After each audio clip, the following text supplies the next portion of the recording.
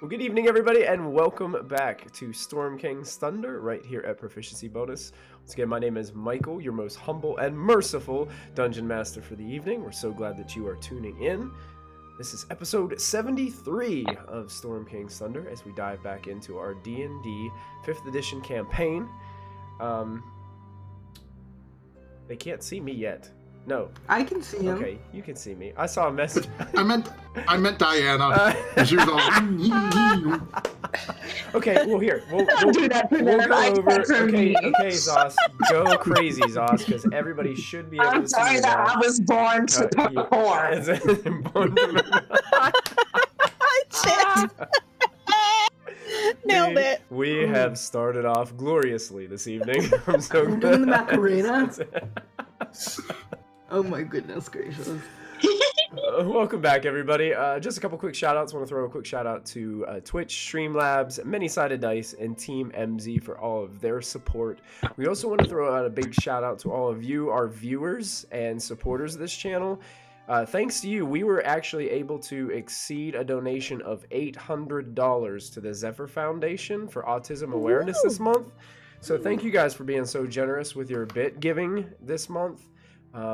It's truly amazing that we'll be able to write out that check and send it up that way to Matt, the Dungeon Master of Tabletop Legends, and he's going to, I believe he's going to hand deliver it on behalf of Proficiency Bonus. So it's really cool to be a part of something bigger than just streaming and playing video games online. So that's really cool. So So awesome, guys. yeah, awesome, Yeah. guys. Thank you so much. Thank you. Stay tuned. We're going to have additional opportunities to give to charity here on the channel coming up soon. But until then, thank you very much. We do appreciate it greatly. So thank you all. The Probo family is an awesome family, I must say. So you guys are incredible. Diving in a little bit, we're going to go through a quick recap of what happened last week. It was basically a lot of tying up of loose ends within Waterdeep after the roundhouse kick to the face heard round the north by Ashlyn, our monk, who kicked one of the nobles that was being so rude to Kallista during the end of the Anastasia's funeral in the face, was on the run because she was wanted by the city guard. They hid with Kallista's dad in the Skullport while they waited on the rest of the party to kind of put together their finishing touches. Lachlan went and retrieved the glass eye for his master Aldok and dropped it off with Taz and Skullport to be enchanted with the magical enchantment that they were looking for. Diana, her Temple of Ilmater is really worried about Mulfin and have tasked her with keeping a close eye on his dealings. I love that look. We're doing good. We're doing good. Mulfin Prime sent his simulacrum, Mulfin II, along with some hired Zenturin to Daggerford to try to retrieve the hand of Vecna. Kallista met Kella Darkhope once again, as they finally made their way back to the Dragon Cult airship they were gifted by Old Snarl. Found out that Kella actually helped to reconstruct the furnace to heat the balloon so that they could fly the airship at full capacity once again. Kallista volunteered to be turned into a fire elemental, which now she can. Freaking cool druids. Turned into a fire elemental, willingly went in the furnace and was able to heat the balloon in order to travel at full speed. Unfortunately, Sarah was not with us last week, so we kept Ashlyn on RP Light. So I think we're going to start off our session this week with any kind of retconning that would need to be done. As Ashlyn, I think Christy Kallista wanted to have a conversation with Ashlyn. Okay. So we're going to dive in with that right away. So, ladies and gentlemen. I kind of might have spit at Kella's feet when we came up to her, but that's about it. Okay. And given her, not talking to her the rest of the time. Yeah, she probably would have given you the same, she wouldn't have spit at you, but after you spit at her, she would have probably done the best that she could just to ignore you and stay as far away from you as possible for most of the trip. Okay, Which is what she did that's to fine. Kallista as well. So Yeah. she was Yeah. playing the silent game Good. to all of you. So Yeah. the story is told, fellow adventurers. It is in your hands. Kallista, did you want to start out the retcon conversation? Yeah, I'd say it would probably be the night, like the first night on the airship, or probably the following day. Whatever time I would take for the break in between, I would have to do like an hour rest between my wild shapes. Okay. So during one of the hour rests, I would sit beside Ashlyn. Kind of like get her away from the rest of the party, just kind of have a quiet conversation with her. Okay. Hey, Kallista. Hey.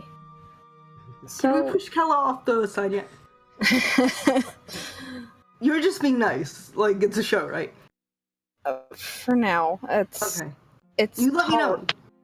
Oh, I will. Okay. And we're tolerating her for now. She did get the ship up and running. So could a mechanic, but we don't drag them around with us, do we now? Yeah, I understand. Trust me, I want her gone more than anyone else on this ship. But we have bigger problems first. But before that, I just wanted to say a couple things to you. First is thank you. For what? That kick to the head. Oh, that... You did that because he said something about me, didn't you? Yeah. What exactly did he say? Called you a not nice word. And I told him if he said it again, I would kick him in the face. And he said it again. So, Yeah, no, those nobles aren't very smart. yeah. They're Well, not very nice either. you're one of the first people to ever do something like that for me. Well, I wasn't even there, and you didn't have to stick up for me, but you did. because you're one of my bestest friends in the whole wide world. And that's what brings me to my next thing I wanted to tell you. Okay. I owe you an apology. Really? I didn't trust you for a very long time, Ashlyn. And it wasn't because you did anything wrong. It was because of my own ego. And it was because I was jealous of you. Jealous? How? Well, you make friends so easily. Anyone you talk to, you can have a normal conversation with, and you were incredibly close with Diana out of nowhere, and I felt like I was losing her to you.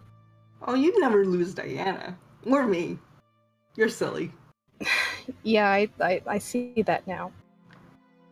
But nevertheless, I wasn't exactly warm to you in the beginning, and it took me longer than it should have to truly accept you as one of us, and I owe you an apology for that because that wasn't right. I didn't understand that I was jealous, and I didn't understand what I was feeling, and it wasn't until Anna showed up that I really understood what was going on between you and Diana, and just how you act around people. You have a lot of qualities that Anna had. Aww. Thank you. Well, I don't begrudge you or anything. I'm jealous of you and everything too, because you're so awesome. But, I appreciate it, and I think that we can be good friends, and you, me, and Diana are inseparable. Inseparable. And we're really close. And you are a friend to me, Ashlyn. And I'm Good. sorry if I ever made you doubt that. No, you're just grumpy sometimes. Yeah. But we're friends for life. You're not the first person to tell me that either. BFF, yo. Can elves get tattoos? We should get tattoos, me and Diana. Sure. Actually, no, Yeah. it's funny you say that, Ashlyn, because I was already thinking of maybe doing something for Anna. That sounds wonderful. Tattoos were kind of his thing, so I think Yeah. that's actually a nice idea. We should do something together. That sounds great. And I'm gonna give her a hug, Okay. and then I extend my hand to her to shake. I hug her again. Okay, this works too. The double hug. Yeah. You are a strong person, Ashlyn, and you are loved. Aw, Don't forget that, okay? thank you. Well, I'm gonna go back to the fucking furnace and do my job. Well, okay, thank you. We all appreciate it very much. Yep, bye. Yep. No. Every hour without you, I think of killing more. Thank you so much for the bits, Winston Pope. We appreciate it. Thank you. Thank you. Now, I believe, Christy, you said something on the fact that Kallista would be having conversations with her father during this trip as well. Yes. We don't have to, RP it all if you don't want to. I mean, was there Yeah, that's fine. anything- She's mostly curious about his side of the family and how exactly he left and found Mom. There was a bunch of things in between that she didn't understand, and her mom didn't know anything about his family. So the fact that he's trying to kill his brother is kind of weird. So she's like, "What's going on with this side of the family that I don't know about?" And how did you get from there to here to this? How old is Kallista? Oh, good question. Callista Do the gods is... even know? She's two. She's two. she's actually quite young because she's half. That's- So she's 24, 25, probably 25 now. Perfect. That actually works out just fine. Perfect.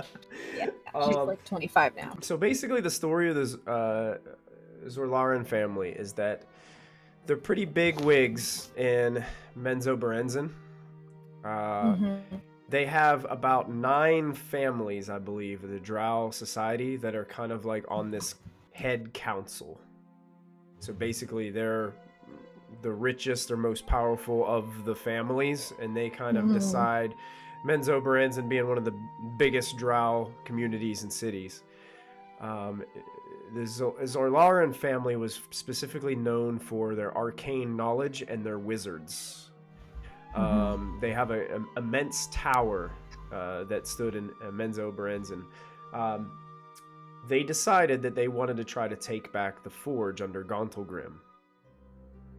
Right. So this family, your dad's family, decided we're going to uproot and we're going to start a new city. Basically underneath this Dwarven citadel Gauntlgrim that's been abandoned because they keep fighting over it. They basically uprooted, moved there. Your father was responsible for going on raids to the surface in the evenings to retrieve slaves to bring back for the production of weapons and for mining and all that sort of thing, for the construction of this, basically making this city the next Menzoberranzan is what they wanted it to be. Right. He got into a fight, was injured. Then there was your mother. And instead of turning him in, instead of doing anything harmful to him whatsoever, she healed him and took care of him in the wilderness. And he fell in love with her. And he knew that it was going to be kind of like that whole forbidden love story, you know? He knew he was going to be in trouble for it, but he tried to hide it. Was unsuccessful. Was he the oldest of the males? No, he was not. Okay. There were others. Does he have a lot of siblings, I'm assuming, then? They do. Drow society is very interesting in that one matron mother is basically in charge of the entire family. Yeah. Your matron mother... Christy knows that. The matron mother of... Kallista doesn't! the matron mother of the Xorlarrin family, which Raud would tell you, is Zerith. She is powerful with the arcane, very manipulative, but is not the status quo drow in that she actually allows the men of the society to have opinions and to speak to her with a sense of authority almost. Interesting. She values the male opinion more so than the other matron mothers do of drow society. That's quite interesting. Which made Ryald's mistake even more heartbreaking to her because of the nature of it. You know, it's kind of like, here, I even listen to you. I even trust you, unlike these other drow, and you're going to pull something like this. You know, kind of that kind of sense. Yeah. So it's interesting. And since then, Ryald tells you that the Brunner Battlehammer, which is a king of the dwarves, brought an army back to Gauntlgrim. They took the forge back and started basically beating your dad's family basically into a corner down there. And now the drow are trying to figure out how they can regain their foothold and get the dwarves out of there. Okay. And this seems to be like, since their numbers are down, hey, let's forge an alliance with these fire giants, so that way when they get what they want, they'll come and help us. And that's basically the gist that what Ryald gives you with that conversation, that information about your family. So is it safe to say that Kallista could guess that she, being a half drow, half human, would not be welcomed into that side of the family at all?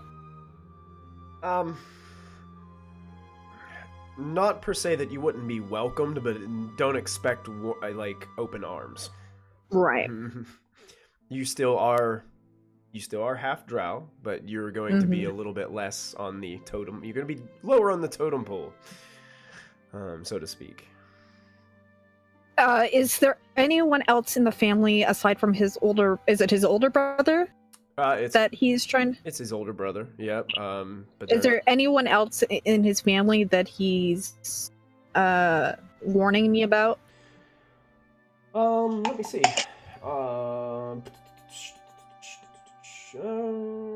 Just so I know what I'm getting into. He does warn you that the Xorlarrin family is very much in allegiance with the Benray family, which are basically the highest family in Menzoberranzan, and they have a lot of connections to other places. He even tells you, including Waterdeep. Okay. And basically, in order for your family to leave Menzoberranzan to start this new place, they had to get permission from the Benray family to do so. And in that exchange, Xorlarrin family has to provide the Menzoberranzan with some of the weaponry that they forge with this powerful forge that they got, and also to if this family needs to, kind of like the whole militia aspect, you know, we'll give you this lot of land, but you got to send troops if we need help. So it's kind of like, you can do this, but here's what you have to give to us. Yeah, right. So they've got that alliance together. Okay. That's mostly what you want to know on the family front. She does want to press him about what exactly is the reason Lolth is punishing him.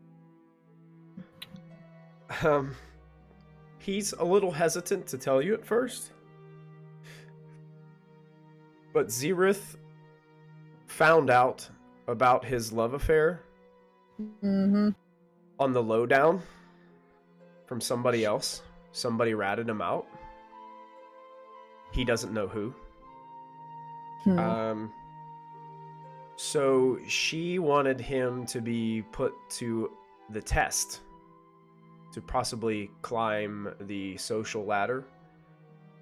But basically the test was a fluke just to embarrass him and uncover and show everyone what kind of a disgrace he was.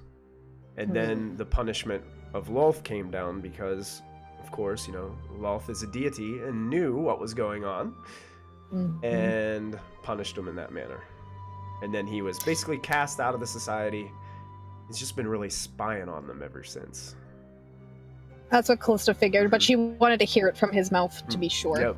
So that's an awful lot of stuff. It would have been a long conversation. Over several days. Over several days. Hours at a time, like 1 hour at a time type thing. But he wouldn't hide it from you because he would want you to know this information, especially if you came to ask him. Okay, thank you. That's mostly what I wanted. Sure. So now that we've got the lore info dump. Yeah. You guys are outside of Ironslag. Well, what you presume to be Ironslag. You can see these two giant adamantian doors several hundred feet away as you see this cliff face in front of you. It's still like mid-afternoon. I kind of I didn't know what your strategy would be with this, if it'd be something you want to do during the day, if this is something you want to wait for nightfall. I'll tell you what, Ryled hates being out there in the daylight. Yeah, no kidding. Every time he sees a tree to hide under some shade, that's where he's going. Yeah, he's hypersensitive to that. Yes, stuff. He is. And the Hat of Disguise is basically disguise self at will, is that what it is? Yes. And basically he has to keep on using that ability every hour, so I just assume that he just keeps on doing that because that's the duration of the spell. So he's continuing to just change himself into a gruff-looking human, I guess, just to pass off the... Because I don't even think... He wasn't a Drider when he approached the ship, so I don't even think I don't think Kella and the dragon cultists even know what is actually going on here. Yep. I still say we just walk in the front door. Why are we here? This is where they are bringing the Dawn Titan, the mantle of the Dawn Titan, the big fiery thing. Oh, one thing I did want to mention, Kallista, everybody who made those last perception checks, let me see, Kallista, Molfin, and Diana. If you want to make a perception check right now too, while you're here, Ashlyn, you can go ahead and make a perception check, and we'll see. Because you guys definitely rolled high enough, and I forgot to mention something on here. That's probably good enough too. The only one that doesn't see it is Lachlan. He's too busy doing something else. I have no idea what he would be. He accidentally bumped into Ryled, but there is no like portion of him visible right there because the sky itself makes him visually smaller but not physically smaller. So he like bumps into the back of Ryled and he looks and there's nothing there, and oh,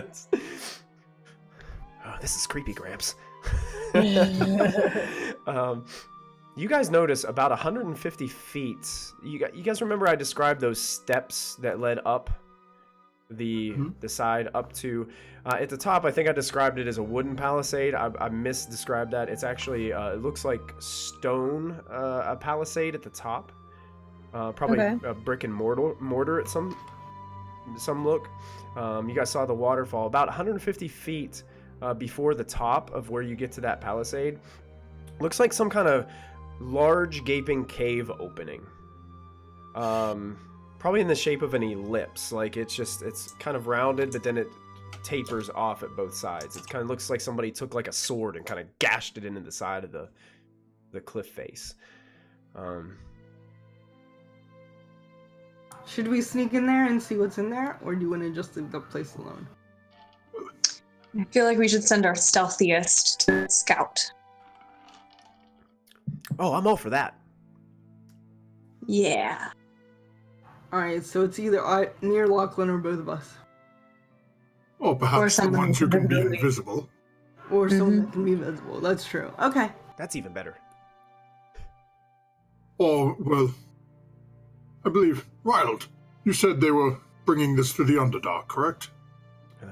As far as I know, yes. So would it not make sense to enter through the base of the giant mountain and head down? Why would we go up to then have to fight our way back down through them all?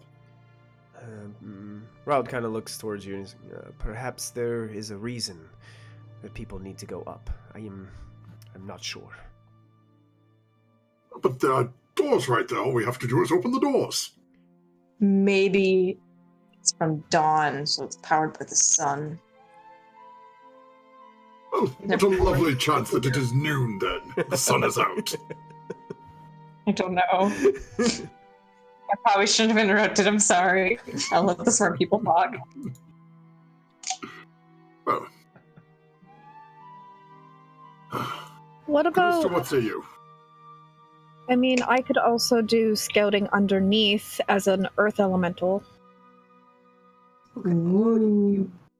You could be like a badger, or you could just like walk in as a rat or something underneath. No, I can meld into the earth and go underground. Oh, okay.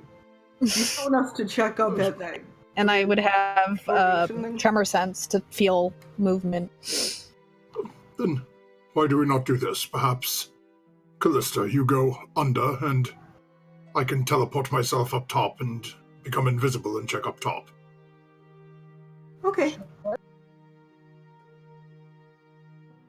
Sounds good. I can also, because I can do this now, I cast invisibility on myself and then I go under.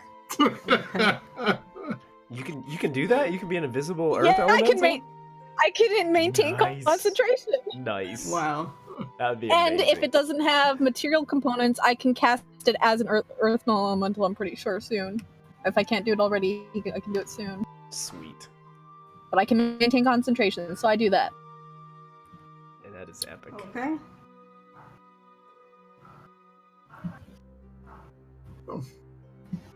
Molfin's going to cast invisibility and start bamfing his way up to the opening. Okay. With greater invisibility, I can cast magic and stay invisible. Okay. Go Cool. in peace. Kallista, are you going through with your plan to basically? Yep, I'm going You're going under the door. Is that Well, what I'm you're- just gonna go under and to see if I can find passages underneath this. Like, I don't know how far down I have to go, but I'm going under. Okay. All right. Before you go, your father kind of puts his hand on your shoulder and he's like, "Yeah, please be careful, my daughter. These, especially these fire giants, they're nothing but trouble."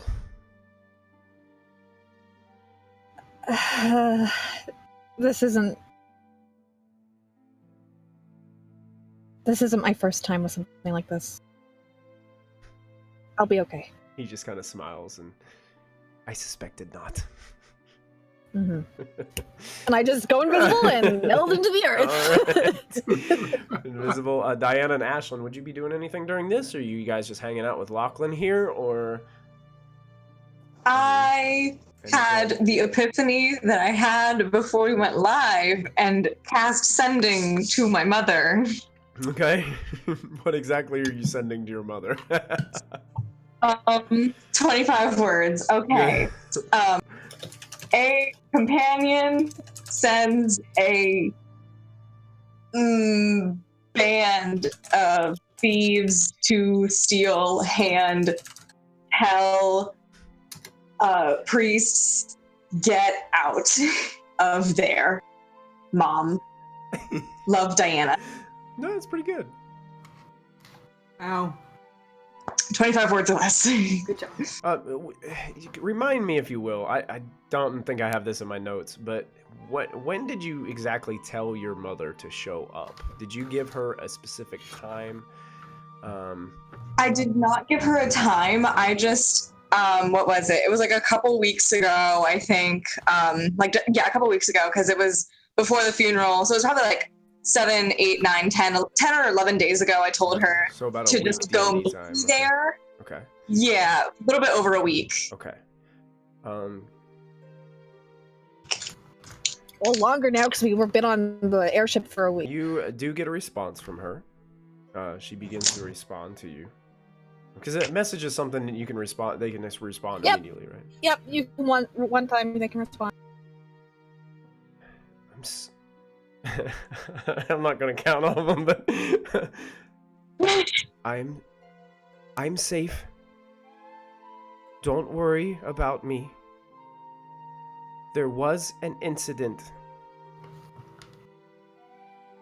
Don't know details. We'll see you soon. Love you.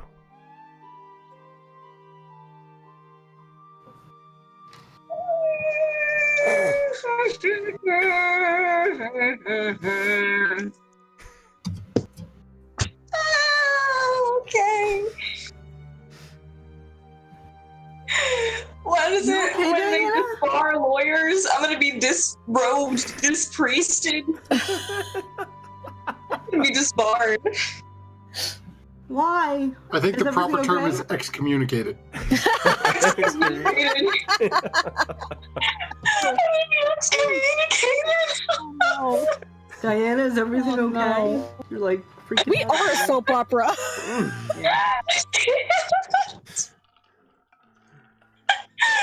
Tune in a few weeks to find out what Mulfin II did. Poor Diana's mother. Jesus. Oh goodness. All the Molfin demons. and Oh, no. his antics.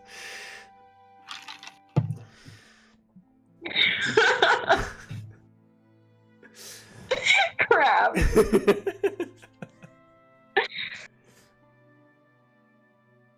All right, Ashlyn, how about you? You just kind of hanging out? I was gonna console Diana after Okay. she started flipping out like that. Okay, yeah, it'll be fine. Don't worry. You won't be excommunicated. Probably. Yeah, I mean, yeah, the church can cut me off, but will God, please? Exactly. Yeah. You're divinely touched by Ilmater. Anyway, so is it illegal against Ilmater to kill someone? Strongly do not recommend. Ooh, so that's not a no. It's Yes! Yes! It's an I don't know exactly, because Ilmater knows I've killed some people in some pretty scary ways. Okay. I can But believe this. I don't know. I feel like the first instinct should always be to hold a hand out and try to use diplomacy to try to see if their soul is worth redeeming, and that Or I get have learned leverage most and then souls toss are. them over something. Cause you hold out a hand, then you thrust a head in, and then they fall over, and then you kick them in the face, right? That's diplomacy. I don't. Are we talking about Kella? No, why would we be talking about Kella? I have no idea. I mean, you kind of spit on her when you walked into the ship. Yeah, I don't like her. So, yeah, we're talking about Kella. I would prefer Kella live for personal reasons, mostly because I would love to see her grow as a person and not. What if she You know, grows as a remain- person from farther away, though? Like, what if we leave her here? I'm not saying you gotta like her. I'm not saying you can't punch her in the face every now and then. I'm just Really? saying don't kill her. Punching in the face is okay. Thanks, Diana. I have it figured out now. Oh no. Oh yes. No. One I punch got from it. Ashlyn might I kill her. get it. I understand now. No. No, No, it's okay. I'm fine with it. It's okay. I'm such a bad priest. God, I should be excommunicated. I suck at this. No, now I understand. Sending Wolf into the temple, telling Ashlyn to uppercut Kella.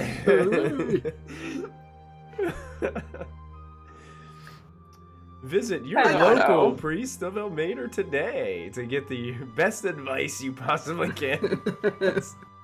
The worst advice. She has no clue what she's doing. It's like going to see a gypsy, and she's like, "I get not a gypsy, sorry, it's a slur, like a witch," and she's like, "I can see the future," and she's like, "You will have lunch today." Like, it's really bad. That was a walking joke, actually. On SNL, he was the guy that could see 5 seconds into the future.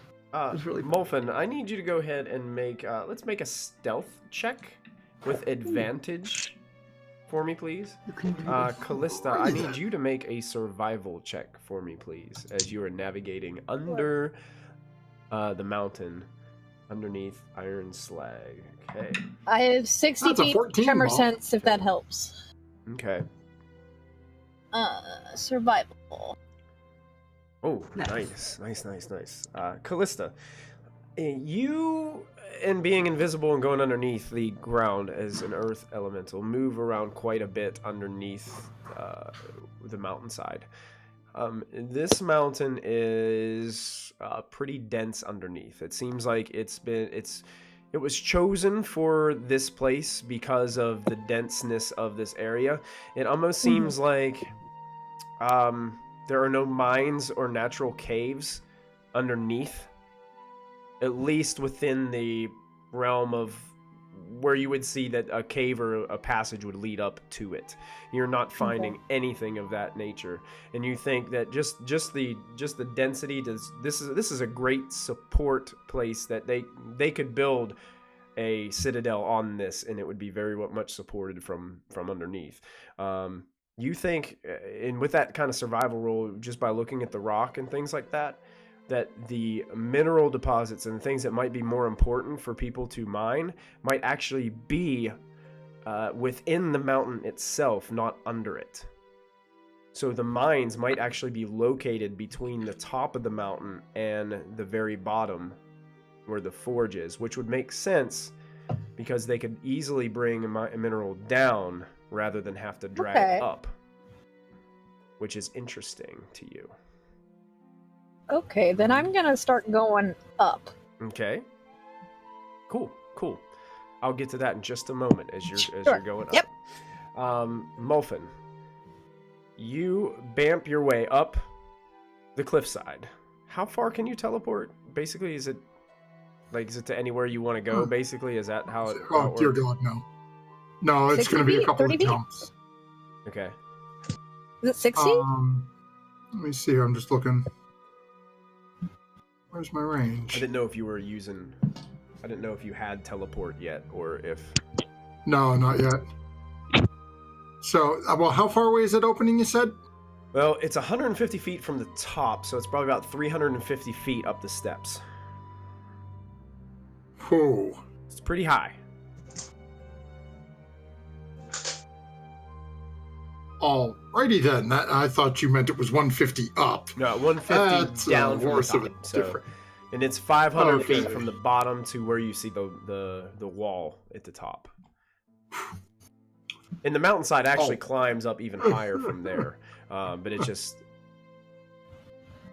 starts to slope up, and you can see that the mountain actually disappears within the fog. It looks like it's built within this very tall mountain. Okay. So, slight change of plan there. Sure. I'm sorry if I described something miscommunicated. That's probably me. So, Molfen will be invisible and go up to the front of the mountain, and then using the Staff of Power, cast Levitate. Okay. And just levitate myself up to the opening. Fair enough. Yeah, easily done. You get to the opening area. It's very dark. Oh, MG is home. No, tell him to get in. Get in here. Your booty up Tell in him this to- D&D. Ladies and gentlemen at home, we will have Lachlan tonight in just a moment. As soon as he jumps in, I will fix the images. It may get a little choppy on Twitch while I'm working at it, but we'll get him in here so he can join up. Do it now! Do it now! Get to the chopper! Awesome. Run speed of 55. Hold on, let me see. I've got to do some math. You smell that it's dark inside. You have 60 feet of dark vision. Is that the way it works? Yep. You can see that this it doesn't appear to be a cave. It looks like just this deep crevice that's in the side of this cliff. You don't really see much past a certain point. But the smell is kind of overpowering to you. It smells a little like mixture between rot and wet animal. Is this up top? Yeah, this is up where Molphin is. Molphin I'm gonna say that I ran up there with Uncle Molphin. This would have been happening during your conversation with Oh, never mind. Diana. Okay, I thought this was after. Yeah, okay, this never kind mind. of all happened simultaneously. Okay. I just have to do it in different parts because there's a lot of different. Okay, parts sorry going on. about that. And you start to hear these sounds, Molphin. It sounds like growling and sniffing. You puppy. Ooh, puppy. Coming from back within this pit area.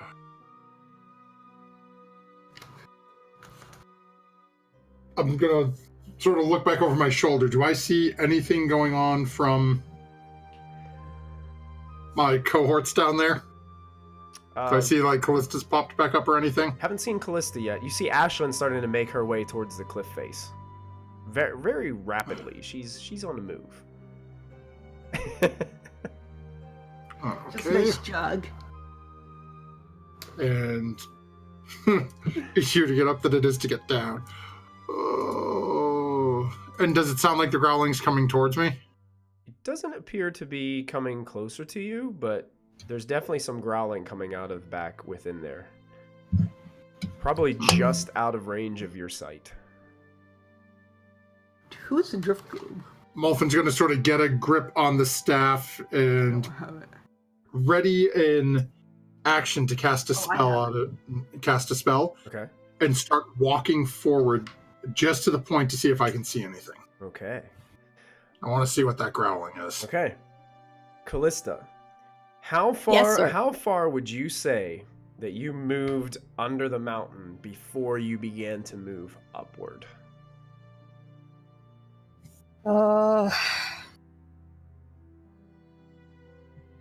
Would I have a basic understanding of like mines at all? Probably not, huh?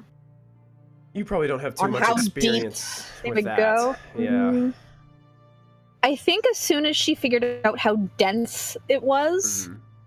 she would stop her descent and kind of just feel for a minute for the tremor sense. Okay.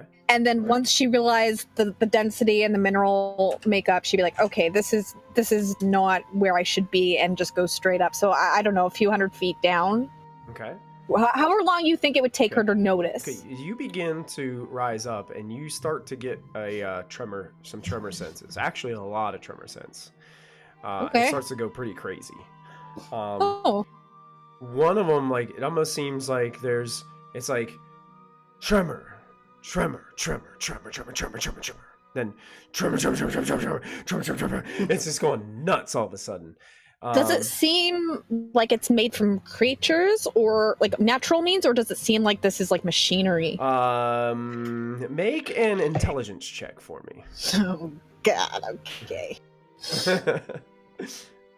This will go well, guys. No idea. Yeah, you're not really 100% sure. Okay. You haven't spent too much time as an earth elemental. So, No, this is very new to this me. is I'm like, very new to I you. don't know what I'm doing. Shit. I'm gonna take a moment to the stream's gonna get really choppy, but I've got to do some things to get MG's video hooked up. So if at this point, Diana, would you be following Ashlyn, or would Ashlyn be kind of going by herself? Good question. On the one hand, I know that I cannot leave Lachlan alone. On the other hand, he's gotta. Excuse me. Yeah, leave him. Yeah, Says a ghostly stay voice. with him. On the other hand, Kallista's dad is right there, and if the apple doesn't fall far from the tree, I think we're good. So I'm gonna chase. Well, I'm gonna be walking up the wall face, so I don't know if you want to do that. I have a rope. I will. I don't know what I'll do. Can I tie myself to you? Can I tie the rope around your neck? I want to pay to see the image of Diana getting dragged behind Ashlyn, like that guy from Zoom where he's just going boom, boom, boom, boom, boom, boom, boom, across the Oh, mountain. It's being pulled up. Oh gosh. So is that what you want to do, Diana? You want to get pulled up the wall? Or so Ashlyn, you're just running up the wall. You're not even caring about the steps whatsoever. Oh, there were Like stairs? Lotso. Yeah, there's stairs. oh, there's stairs. So you can zigzag up and down the stairs, or you can just go straight up. Oh, I'll use the stairs. The stairs are trapped. All right, I think I got MG set up in the Twitch Oh, chat. So geez. the Twitch. Yeah, I looks good. don't see him. That's weird. I'm not the. Yeah, I don't see your video. I Might see you a reconnect, yeah. or, Try reconnect. I saw you for a moment, Okay. and then you disappeared into the slice of Yeah. pizza again. That's the story of my life. Delicious. There we go. There we he go. is. You Nice. wish I had Glad pizza. you could make it, MG. Good to see you, buddy. I am See you guys. Sorry for the inconvenience. No problem. You had a good Not at reason, all. man. Good reason. All right, so to get Lachlan up to speed, Molfin went invisible. He's checking out this kind of cave opening crevasse in the side of the cliff about 150 feet from underneath the wall that you guys saw. Kallista is an invisible earth elemental, and she's exploring underneath the ground of the complex. She's getting a lot of tremor sense going on, but she's not really sure exactly what. Now, Kallista, you could rise up a little bit more and see if you can poke your invisible earth elemental head out. Yeah, from I think that was my next plan of action, and just kind of like take a minute to like gauge the tremor sense and the direction, kind of like an echolocation, and try to find a spot with least resistance and put my face out All right. to see what I see. All right. You peek It's a fun. open, and you actually pop up into a very large chamber. And you look around, and you can see that there are sconces on the far side of the room that are illuminating this chamber somewhat. You see in the left-hand corner from where you are at, suspended by chains, hanging for probably about 80 feet from the floor, is a metal head with these two metal horns that stick out of it. One enormous oval-shaped ruby in one side. It's missing the other one. You can see it has a torso attached to it. A piece of one of the arms. And it's kind of dangling. It doesn't have any legs. It ends at the waist. It looks like a giant golem or some type of device that is suspended by chains from the ceiling. Kind of like it's in process. You see to your right a giant forge that is cold. And in front of you, you notice there is a massive 18 to 20 foot tall giant clad in thick iron armor. He's got a huge maul strapped to his back. And he's got a metal iron ball in his hand. Inside it, there is something there. You can't really tell, but you watch as he moves this metal ball back and tosses it across the room. And that's when the echolocation starts going off, whenever it hits.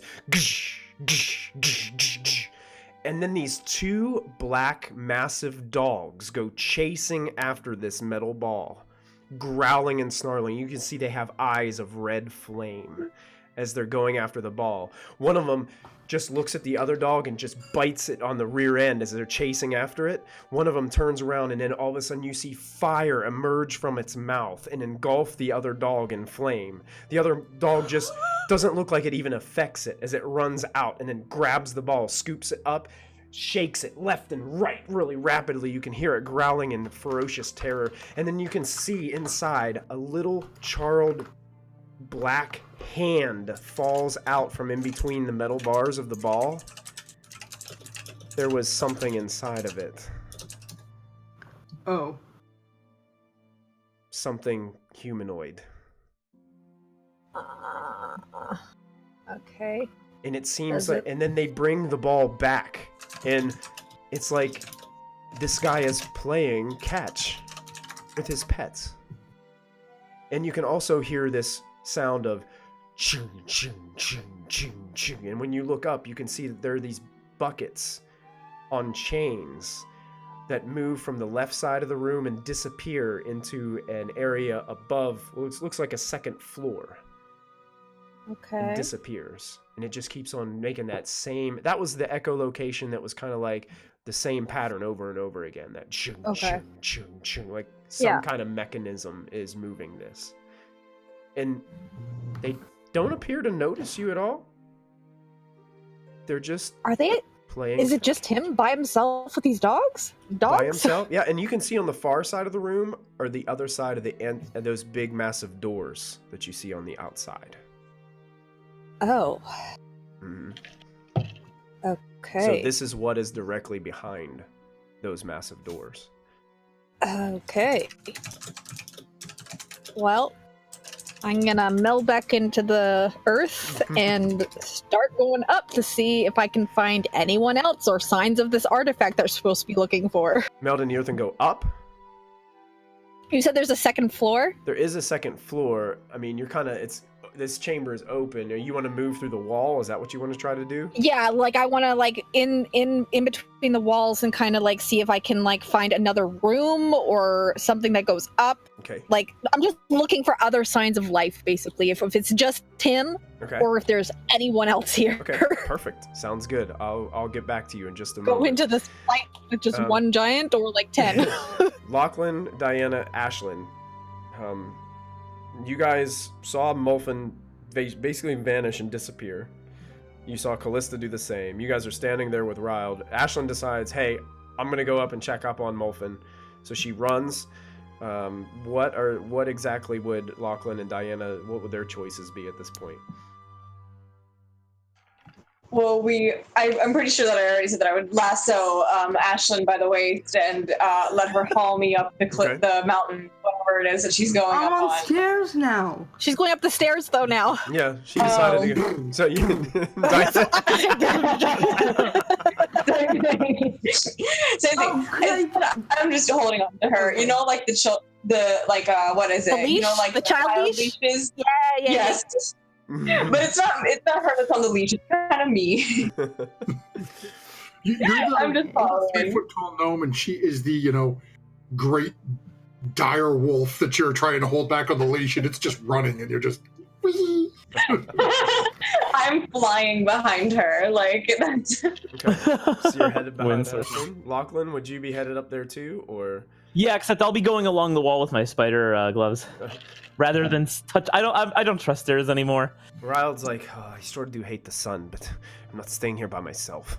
And he moves with you guys, so he's approaching as well. I know. In his human disguised form.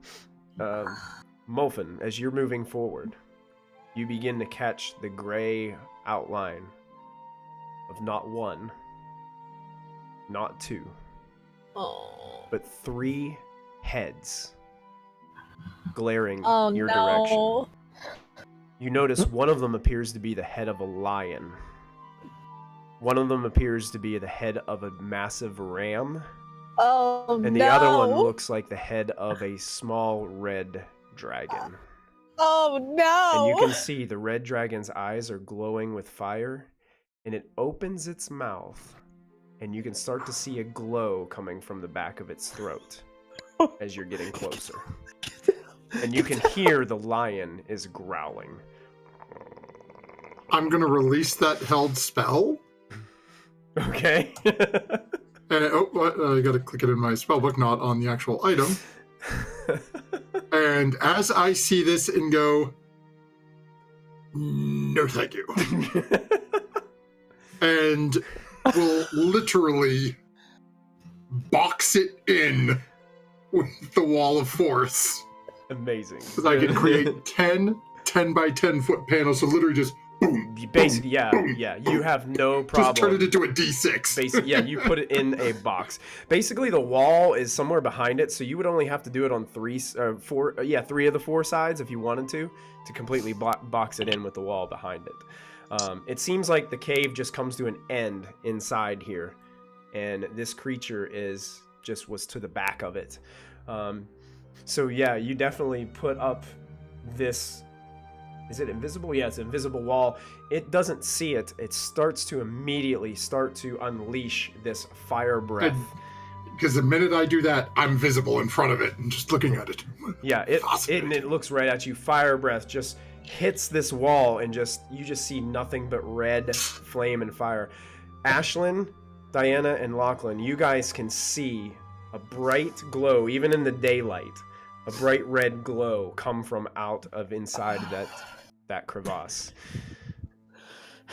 How tall is this thing? From the bottom to where he is 350 feet. No, I mean the creature. How tall is the creature? Yeah. It's considered a large creature, so it is kind of like imagine like a. Yeah. But it stays on all fours, so it'd probably be longer than it is tall. Gotcha. Did we see Molfin go that way, or has he been invisible the whole time? And this is just like a random glow. He told you that he was going. We know where he was. Yeah, you guys knew where he was going. Well, it's nice knowing him. Wow. How long does That this could have been wall a light last? spell. 10 minutes. minutes. Nice. So Molfin's going to sort of walk up a little closer, take the staff out. It's just Still alive. the ram ahead is just trying to drill at you with its horns. Yes, and it's let's antagonize just it. bouncing off of the stubbornness of the ram is just like bouncing off of it. You can hear the lion roaring at you from the other side of the wall. It looks like every once in a while the fire breath seems to recharge, and it takes another shot at you. And the fire just consumes the inside. You can see some of the lion's fur, it's charred a little bit, and the lion looks at the dragon and kind of just snips at it a little bit. Molfin is just going to drop onto his rear end and just start laughing as he is watching this. This is Kallista all over again. Basically, just this looking thing at the clock is just like, is okay, going. I know I've got a few minutes. This is hysterical. I'm just going to sit and chill for a It's couple going minutes. into a fit of rage. Like, you see it open up these massive red dragon wings. It starts to fly up and slams into the ceiling above as it slams into the wall, and then just slams down. The red dragon's tail whips around. It tries to smack you, just catches nothing but invisible wall. Make a perception check for me, Molfin. Uh-oh. Every single time. I leave you guys alone for a few minutes. Every single time. Oh, Molfin. As this creature is rolling around inside the wall, you notice that it has kind of like a nest in here. You notice that there are bones kind of strewn all around the floor and things like that. Most of them are small rodents. You might see one that resembles a hippogriff or a griffin, which are some of these creatures' favorite treats. You notice Good thing Diana's you not notice here. the skull of a goblin or another humanoid, and you also see there's a really shiny silver music box in the back corner, but it's inside your protective wall. That's the artifact. Isn't it? You can also see that there is it rolls actually across the floor as this thing is basically going nutso inside this cage. That there is a gold-plated helm that looks like it's studded with gems. And it has some type of, you can't see it, but there's some type of topper on the top of this gold-plated helm. It looks like this creature has inherited some of its dragon-like nature and likes to collect and amass its own hoard. Seems to enjoy shiny things as much as Lachlan does. And I don't think it would take 10 minutes for Ashlyn with her speed. Oh no, she's what, 80 feet around? Mm-hmm. Yeah. If she's not dashing, that's just regular speed, right? 55 is my regular. I think they would get it up. I would say probably minute. Yeah. Within a few minutes, the rest of your party is there, and you guys head in, and you can see Molfin has successfully trapped a 3-headed, demonic-looking creature. And he's laughing hysterically. And he's laughing at every it. couple of minutes. Burning himself. Molfin, did you summon this? Really, Diana? Does it look like a devil? Well, I don't know. It looks scary. I just assumed that was your Lion's head. intention.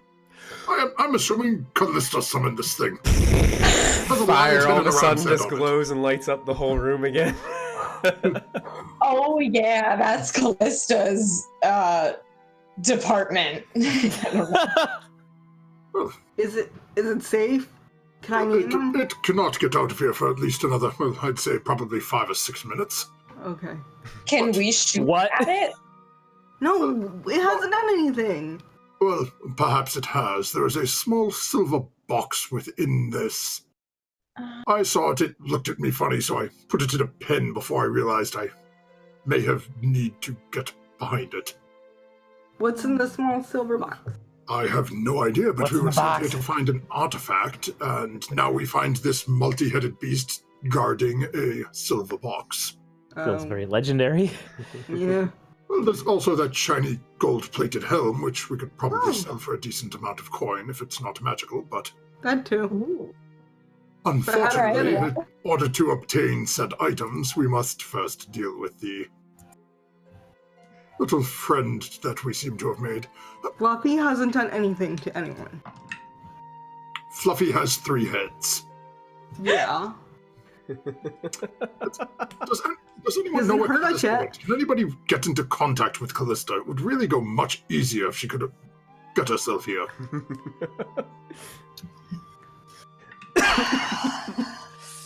All right, when this thing drops. Oh, sorry. Never mind. It's up to you guys. I'm gonna wait. We can risk it. I'm gonna see how you resolve these next few minutes before we go back to Kallista. I mean, I'm feeling lucky. I think if you drop it, I could get in there, Gramps. Oh no. Mage hand it. Lachlan, don't go in there. Cast a wall of fire when your spell Molfin drops, but I don't know. Maybe it's. It seems to be breathing fire. I'm not quite sure that would aid us. Yeah, that might not affect it. But my thought is, can anyone contact Kallista? Did she come back out after I came up here? No. I haven't seen her. None of us have. Must. I really think we should have gone after... Where did she leave that sending stone? She left it with Clarion, didn't she? Yes. Even I know that. Send someone to go get that back from him. Fire lights up the chamber again. You hear another roar, cat-like roar from the lion. That's pretty cool. But, okay. We have a couple of moments we need to figure out how to get those items. As soon as I want to have a spell prepped, as soon as the wall drops, I'm going to cast Beacon of Hope. Beacon of Hope. Oh, hope that'll get us far. Wow. I'm going to read what the spell does.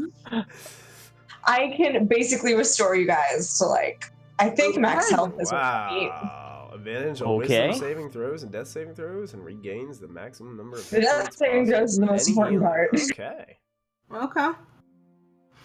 Well, So, do you want us to run in then? well, we have a couple of moments. I would rather... Perhaps we should wait until the next time the fire blast goes off. Okay. Oh, time it. I like it. The charge on the wall, Okay. and then Diana can cast her enchantment. Okay. I can fire off one of my own to attempt to at least cause some damage. Okay. So basically, you guys are gonna do the old drop the wall, bombard. Am I running after the And cross object, or am I off. running after the wine weird thing, dragon? Well, Fluffy. Lachlan, do you think it would make more sense for you to charge in and attempt to grab the items, and have Ashlyn aid us with just peppering it with strikes? I'd rather not hit Fluffy. Or I mean, do you think where she is faster than you, she should go in and grab the items and you can aid us with whatever? I'll be the wild card. Molfin gives a very pointed glance at Diana. Just,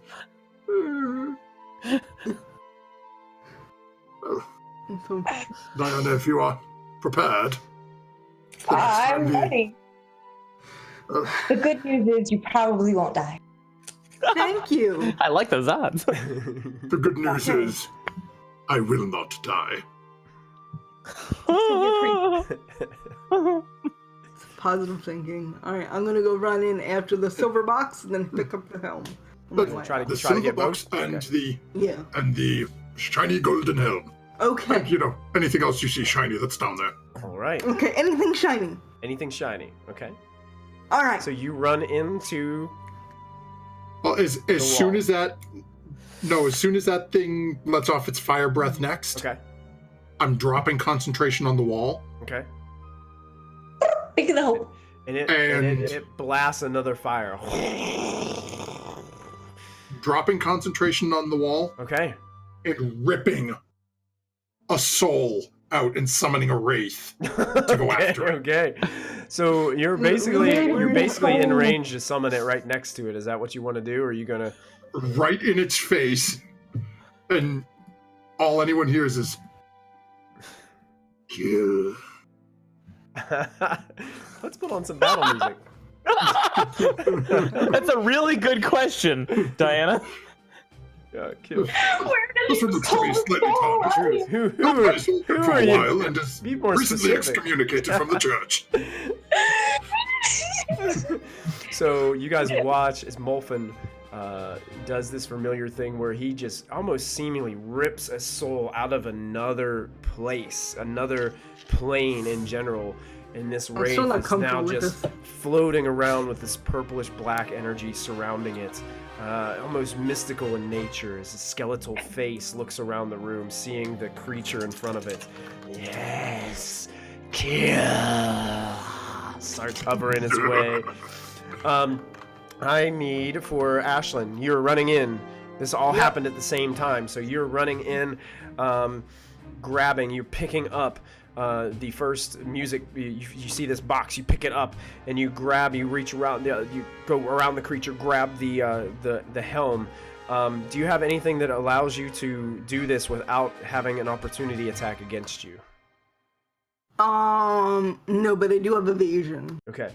Oh, wait, hold on, let me look at my, thingy.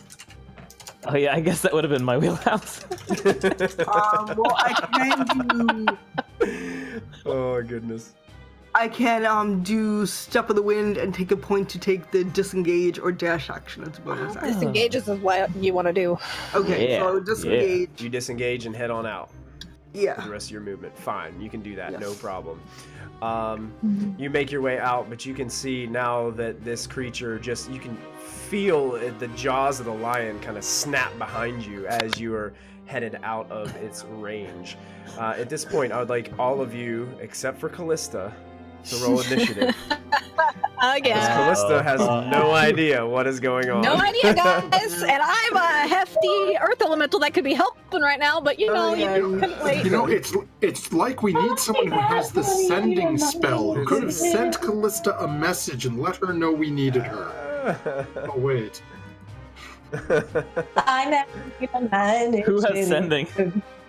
Diana. Diana has sending. Although Wolfen doesn't know because he wasn't there. You know what, when guys? I Give cast me it. 1 second. I didn't put the initiative tracker on. It's my apologies. I only have 3 third-level spells, so There, the initiative it's tracker's like up now. fireball. One would assume Good. summoning the druid to help deal with a 3-headed fire-breathing monstrosity would qualify.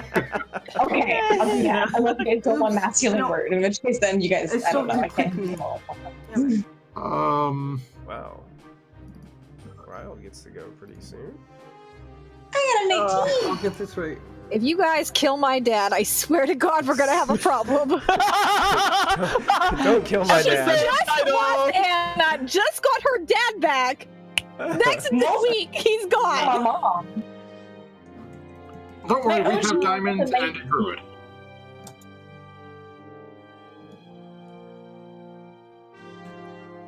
The Chimera rolled a 15. All right. Did you guys already roll initiative?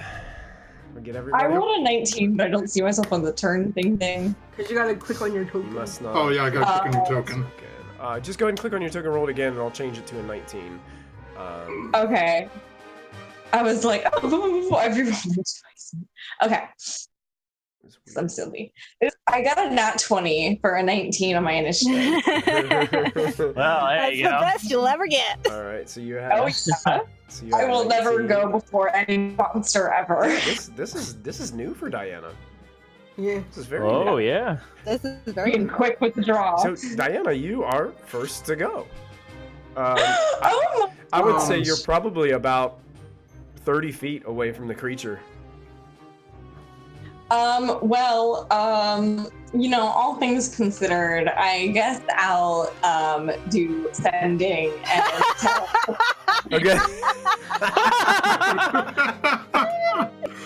So you're casting Mom. sending to Kallista. Mom, come save us, scary monster up top. As you're moving your way through the walls, Kallista, you hear the familiar voice of Diana, surprisingly calm in this message. It seems like she's calm because she's concentrating on the number of words that she's using. Not so much the gravity of her So- situation. How far Wow. did I get it, like from where I was? Did I see anything else? You were Because they were- putting your head out, and you were going up to the second floor, and you Yeah. see a room that has a large fireplace in the back of it. The second floor doesn't seem to be as high as the first floor. The first floor seemed to be about 50-foot ceilings. This one only seemed to be about 30-foot ceilings, but this place is Oh, built for okay. giants. You Yeah. can see there are 3 basalt tables in this room with lots of pillars, and there are 2 fire giants sitting at a table. They're clad in their armor as well, but they have their weapons just leaning up against the other tables. Looks like they're playing a game of dice or cards at the table, and there are 3 ogres around them cheering them on. Oh my god! Oh, yeah, that's right. Shut up! And they smacking each other, and like you see the fire giants like, huh, yeah, see that? Okay, Read 'em and so weep. The other fire giant just slams down on the table. You can see some of the basalt cracks a little bit on the table. Deal them again. Deal them again. Yeah. And they're just all having a good time. and then I get this message from Diana. Yeah, and then the message interrupts this whole scene. So I meld back into the earth, curse in Terran because I can do that as an earth elemental. I curse in Primordial, Nice. and then start booking it to where I know Mulfin was going because who else would have done this? Now, here's your dilemma. You could basically go out the way you came, which would basically Yeah. you'd have to go Oh. back down and under and out, or you Right. can attempt to go up through the mountain, not knowing exactly what you're going to run into. Either What way do I feel way, is faster in terms of where I think they are? unfortunately, it's hard to tell. If you run into something, it could slow you down. If you go up, you know it's going to take you quite a bit of time to go down and around. So either way, it's kind of like you're And- stuck in literally stuck between a rock and a hard Yes, place. hard place, literally. Hey. So you were saying that the ledge, the crevasse that they're in, is above this big door, right? Yes, it's about 350 feet above this big door. Okay, so it's up there. A what good she will ways. do is she will get a visual on that door and then go up. Okay, so you want to go to the door? I'll stay and then in go up. Yeah, like and stay in the walls and go up. Smart. I like that. Good choice. So that's what I do, and I use full movement, which Full is movement. Okay. Earth glide. Hang on, This what's place is Earth very glide? big, so it's in an initiative order like this. It's going to take a little bit of time. Okay, so I have 60 feet that I can go, like with the dash is 60 feet. Perfect. Riled gets to go. It's his turn. Did you want to move at all, Diana, or do you want to stay 30 feet away from? You could probably get, if you went as far away from the creatures you could probably get 70, 80 feet away to the steps. Unless you started running down the steps. There's this crevasse is only about 80 to 85 feet into this hillside. I'll move like 10 feet back. Okay, perfect. All right. So, Riled steps up and you see him. I'll try to make it a bit easier for you. And you see him, Molfin, start casting a spell. Get the notepad, start taking notes. Boy. Let's see. I don't know if that'll do it or not.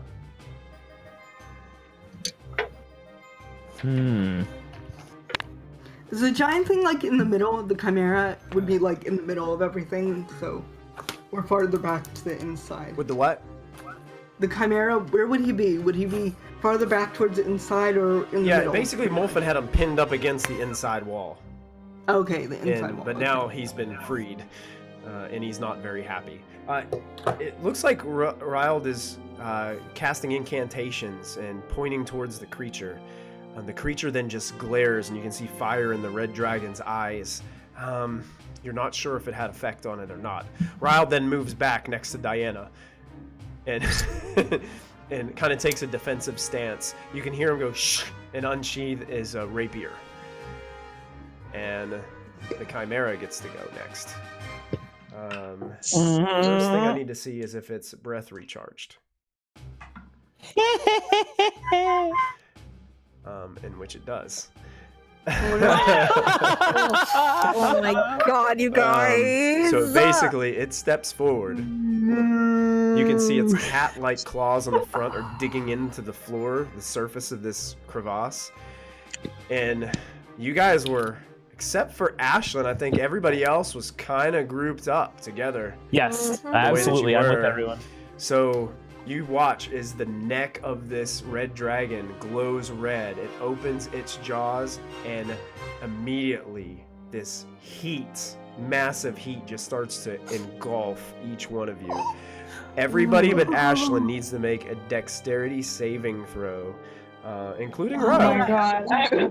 Oh no. as he moved up just enough to get all of you within its breath. Cool. I get evasion. How close did it move up? Did it leave the, It is exactly 15 feet away from where Diana and Riled are in the back. It wanted to get both of them in its range as well. Left the range of the wraith that was summoned right in front of its face. The Wraith could make an opportunity attack against it, yes. Okay. If that's what you're asking. Yep. Oh my god. We'll do that after we do, I'll do Riled's, Dexterity gonna do a save. dexterity save for Riled as well. Let's see how he Oh does. no, Chrissy's gonna kill us. Not as long as No, Diana Kallista. lives He and did can... pretty good, he succeeded. Okay, good. I believe he succeeded. Hey! Good job. Nice. Wow. Wow, Molfin! Whoa, look at this. Molfin. Molfin Matrix in that. Yeah. Go ahead and roll your opportunity attack too, because that would have happened prior to the fire breath going off. Diana, ooh, that's rough. Okay, DC 14 Constitution saving throw.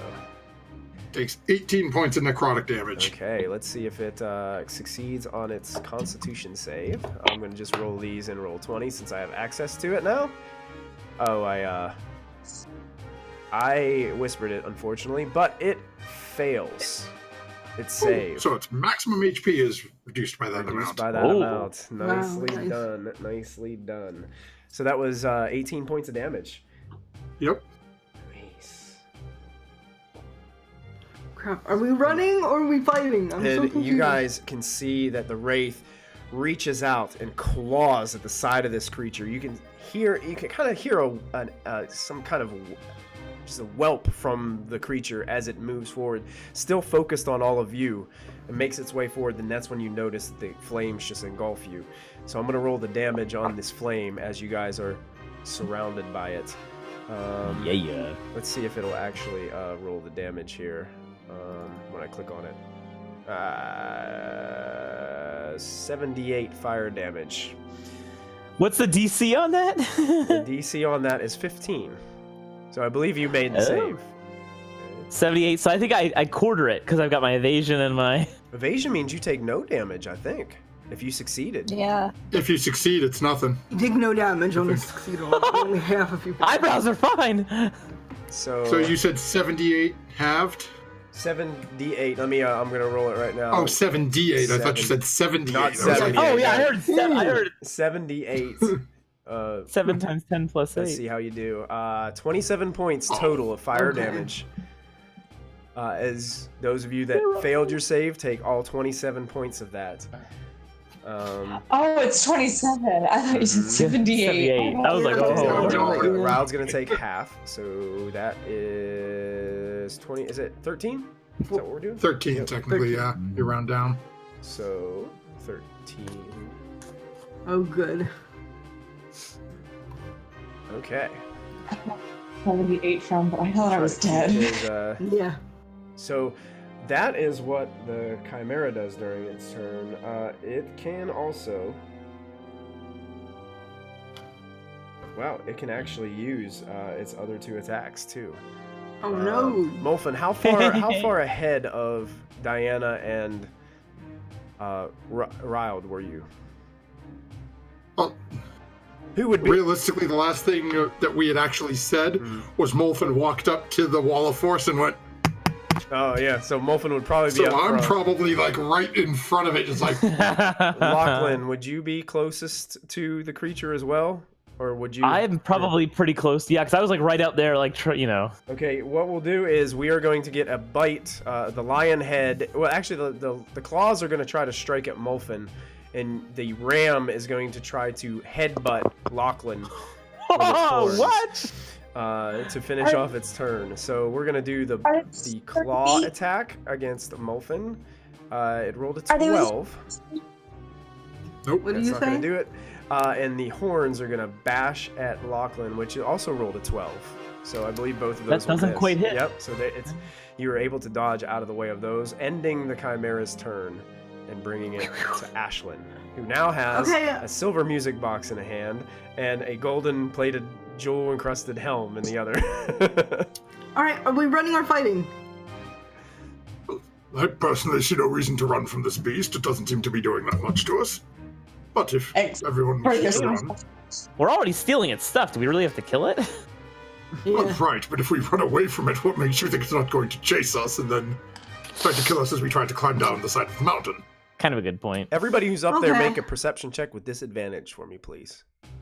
Oh no! 7. Nice, Ashlyn. Nice. And Molfen. Molfen. 19! Gosh. Perception. 17. That's pretty good too, Diana. Thanks. Diana. Everybody rolled basically Diana's 17 and up. You guys noticed that there are other items back there. There looks like a couple potion bottles, perhaps. Just gonna And kill it and loot it? Haven't done anything, guys. it looks like there's a bunch of coins laying around the floor too. There we go. Well, There we Ashlyn, there we the proper go. It's like, there we go. There we go. That's it. That's There the we kick. go. Oh no. That's I'm sorry? We're already That's rich. all we and need to- all our party wants is more money. money to donate to the poor. That's it. Sure. No, just To donate to Lachlan's loan fund. Gotta hit close to home, huh? Uncle Morphin, this Fluffy hasn't done anything to us, though. Fluffy just lit us all on fire. Oh, yeah. Yeah. Okay, I'm Which, gonna... which you yeah. guys have bits of flame, like, just still, like, burning on your clothing and stuff like that. Okay, fine. I just bought these robes. Actually, I'm gonna... Should I hold my action? I don't know. I'm gonna just turn around. I'm gonna stuff this stuff in my bag, and I'm gonna turn around and just face it. I'm not gonna attack this turn. Okay, so you're using your action to stuff the stuff away into the bag. You can do patient defense. You could? Oh yeah, I can do patient defense. Thank you! You're welcome! Monks. Dodge action. All right, Molfin, that brings us up to you. This creature is staring you right in the face. The smell of where its is breath my- is just on your senses right now. What would you like to do? Where is my wraith in reference to this beast? Probably about 10 feet behind it. It's going to start floating up towards it and get kind of behind it.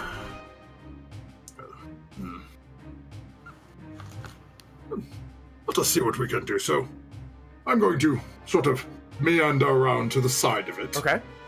So you kind of sidestep around the creature, looking. just- The dragon's head just follows you and glares at you as you're doing this. Yes, that's right. Stay with Molfin. And as it's, watching as it's sort of breathing, opening, snarling, the staff of power reaching out, one hand behind it, and using another 5 charges off of the staff. 5 You watch charges. as Wow. Molfin lets out a blast of frost and cold into the face of this dragon head. Is that the Okay. cone of cold? Yep. Oh boy. Constitution save. Nice. Let's see how the Chimera And- does. Molfin is going to burn one of his 2 portents Okay. to have it roll a 2. Okay. So whatever its modifier is gets added to a 2. I will promise you that fails. So you guys watch as Molfin just engulfs, like pretty much dragon head first, but the nature of the blast just sends all this frost out throughout the side of the room. You guys see it just spread to the right. Frost and ice coat the walls and the ceiling of this chamber. And as the frost and ice dissipate a little bit, you can see this frozen version of this creature in front of you. That's 47 points of damage. Yep. God. Jeez. But it looks as it goes off. Got to remember to thank Cruella someday. Oh, wait. Oh, cold. Damn it. Wow. This creature looks rocked by this spell after it goes off, but it still has that demonic bestial ferocity, and it just looks like it wants to eat all of you. You still have that I want to eat the short man look in your eye. And the dragon is actually taking quite notice of that glorious staff that you have in your hands. Uh-oh. Look, Diana, I can train animals too. Lachlan, it's your go. All right. Is this thing frozen or just like damaged by Just coldness? damaged by does it look cold. like? It just looks like it has ice and frost all over it. It's still capable of movement and everything. Gotcha. I mean, guys, are we killing this thing? I'm backing up, pulling out my bow. Okay. Molfin's just going to turn and sort of. Okay, I loose an arrow. Lose an arrow? Okay, take the shot. Molfin is right next to him, so you'll get sneak attack. Oh gosh. And it already Oh, used no. its opportunity attack, so it doesn't have a reaction.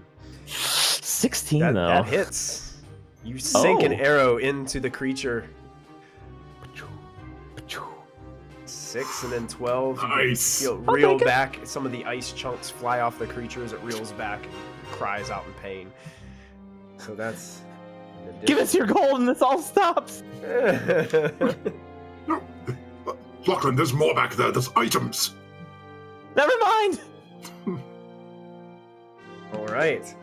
Lachlan, anything else you'd be doing on your turn? End turn. Okay, it's the Wraith's go. It's going to circle around over into the right in the cold area, so it's standing opposite Molfin. Yeah, and it's just going, kill. And it's just going to start wailing on him again. All right. That's a 26 because of the flanking. That's a crit. Oh my goodness. Okay, so roll your damage. 47 again. Oh my goodness. 47. What? Fluffy. 47. Round. Go ahead and describe how your wraith takes down this creature. Fluffy. That doesn't feel good at all. Molfin falls backwards laughing as he watches as his wraith comes forward and just drags its arms along the side of the body. And as the body starts to fall, the wraith just keeps pulling and draining that energy. Oh. Oh, it's a horrific sight. As this creature falls, it's almost like the wraith is pulling the different parts of the different creatures away from itself and re-separating it as it lies there. When Molfin does that laughter, I don't think we did a good thing. Yeah, I think you're right. And I that think we. takes us out of I think- initiative order. We all need So I Elmater. get there. So I hit the alarm for no reason. Yeah, I get there and it's like, what? What did you do? We killed the Chimera. Wow. I'm scooping gold into the bag of holding. And actually, as you guys are looking around, all of a sudden, now, Kallista, when you arrive, are you going to arrive as the Earth Elemental? Or are you going to immediately, when you see your friends, Yeah, I think I'm still transform? invisible too, though. So You they are, can yeah. hear me. I don't think they can see me. Yeah, you arrive. I just don't know exactly what you're going to do. You arrive to a group that seems to be looting this area, and it looks like there is an interesting creature that has been separated laying on the floor. I drop invisibility, and in my Earth Elemental form, I just go like, what? We were just gonna loot Fluffy. I didn't know we were gonna kill him. Molfin turns and points at it, and in Primordial says, "Who are you? What are you doing here?" Oh my God, Molfin, what did you do? have an ally? Oh, sounds like Kallista. And at that point, we're going to take our break for the evening. Because this is a good place to pick up when we get back. What did you do? What did you do? Commercial. That's good. Well, guys, thank you guys so much for hanging out with us tonight. We're going to take a 5 to 7 minute break to use restrooms, facilities, get new drinks, and get prepared for the Mama Talk. Just had Because a moment every for- time Kallista goes away, something happens to the rest of the group. Yeah. I don't know why I continue to leave thinking that they'll behave themselves. Like, fool me once, shame on me. Fool me twice, shame on you. Fool me 3 times, I think it's my... So we're gonna go on a commercial. We'll be right back. Stick around with us. Episode 73 of Storm King's Thunder. We'll see you guys in just a few minutes.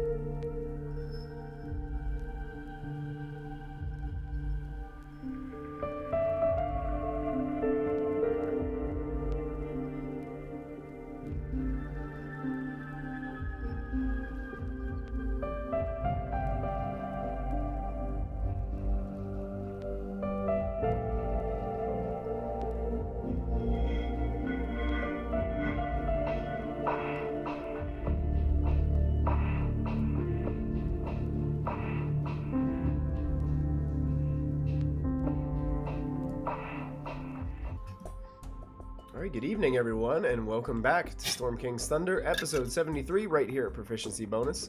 My name is Michael, your most humble and merciful dungeon master for the evening. Our party just got done exploring a crevasse-type cave in the side of the cliffside of approaching Ironslag, only to find that there was some sort of creature living inside this.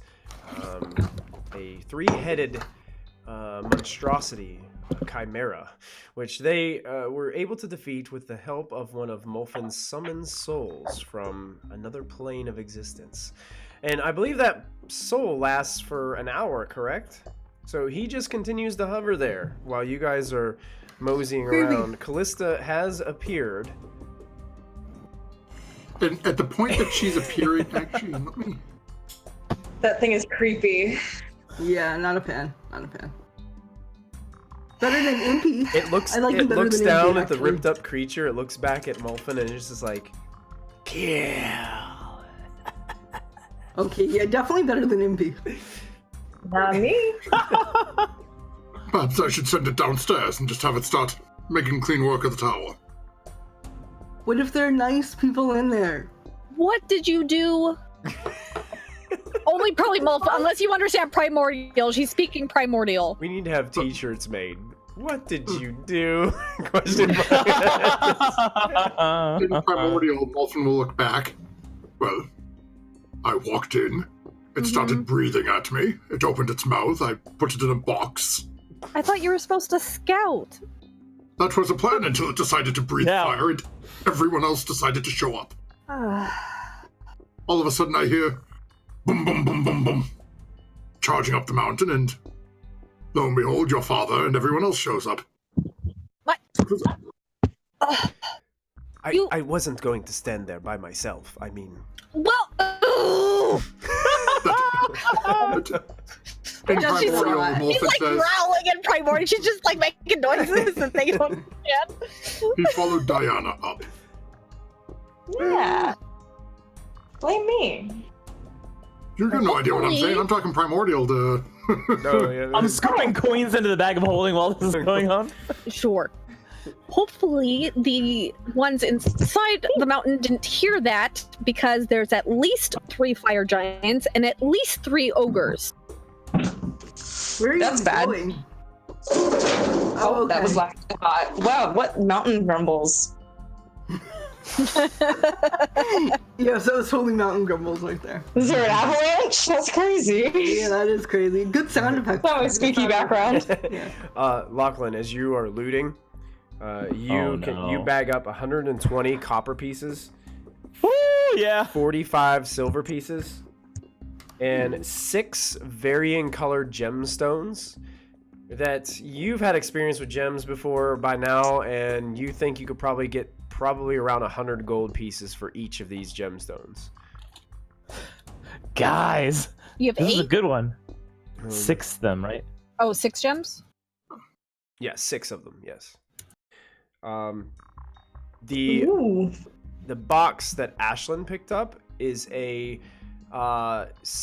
complete silver music box. It looks like it was crafted by a gnome of some sorts by looking at the actual design.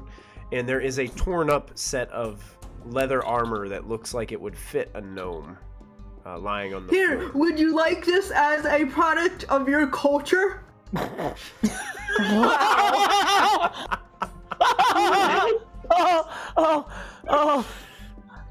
Oh no.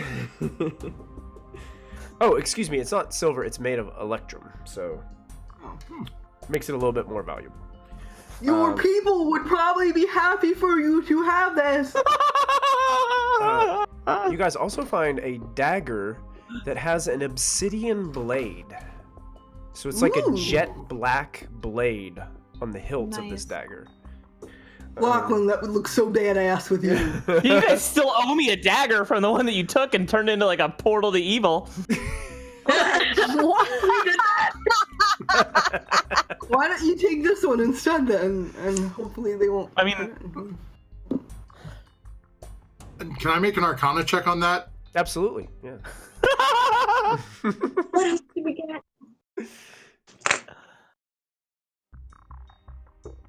17. You don't notice anything. There's no arcane markings on this. It looks mainly decorative. The obsidian blade could potentially be... I'm not sure if it would be more... Like a ritual? It might be more used for rituals, but it is rather sharp. As far as actual technicalities, this does work as a regular dagger, but possibly could be worth much more money. I'd keep it, Lachlan. You look so badass for that as leader of the snakes. I mean, Gramps, do you think if you take a look at it for a while, you could see if there's anything to it? That and that armor that's gnome-sized? The gold... Doesn't look like anything much to it, but I'd be more than happy to examine it thoroughly. I have to take a look at that helm I had. Ashton wanted to pick up anyway. This is a gold-plated helm. It looks like it's studded with several gems, and it's topped. You can see the topper now. It looks like a small golden anvil at the top. Ooh. Very dapper on you. And Oh, sorry. you also Mountain rumbles. see that there is a...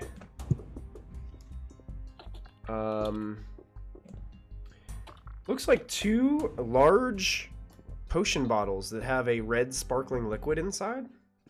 Familiar? Familiar. Mm-hmm. Familiar. These are, you guys would recognize these as potions of superior healing. Ooh. Let me see what the other things exactly look like. There are 2 other things that you find that are interesting.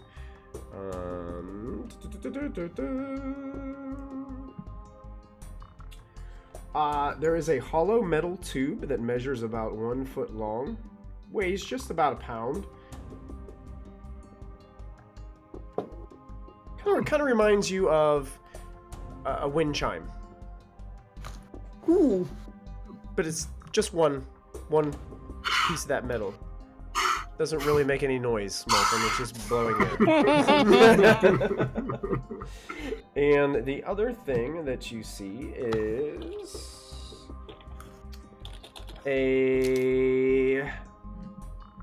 there is a stoppered flask. Seems to be simple, but you notice, Mulfin, that there is some arcane markings about this flask. Take a few moments to examine this, and Alright, since I see that my party is busy looting and not paying attention to me, I drop form and Okay. I sit down for a short rest while my party does what they're doing, and I'm kind of just Kallista, watching. when'd you get here? Hey, Kallista. Hi. Yeah, you guys can definitely take a short rest while all this What's is taking down place. below? Molfin's going to just start casting Identify on the couple of things that look interesting. That While Malfin's taking that time, because I'm assuming you're doing it as a ritual. yeah. So while you're ritual casting, she will take the time to explain to everybody what she saw Yes. and get her dad's thoughts on what we need to do next. Okay.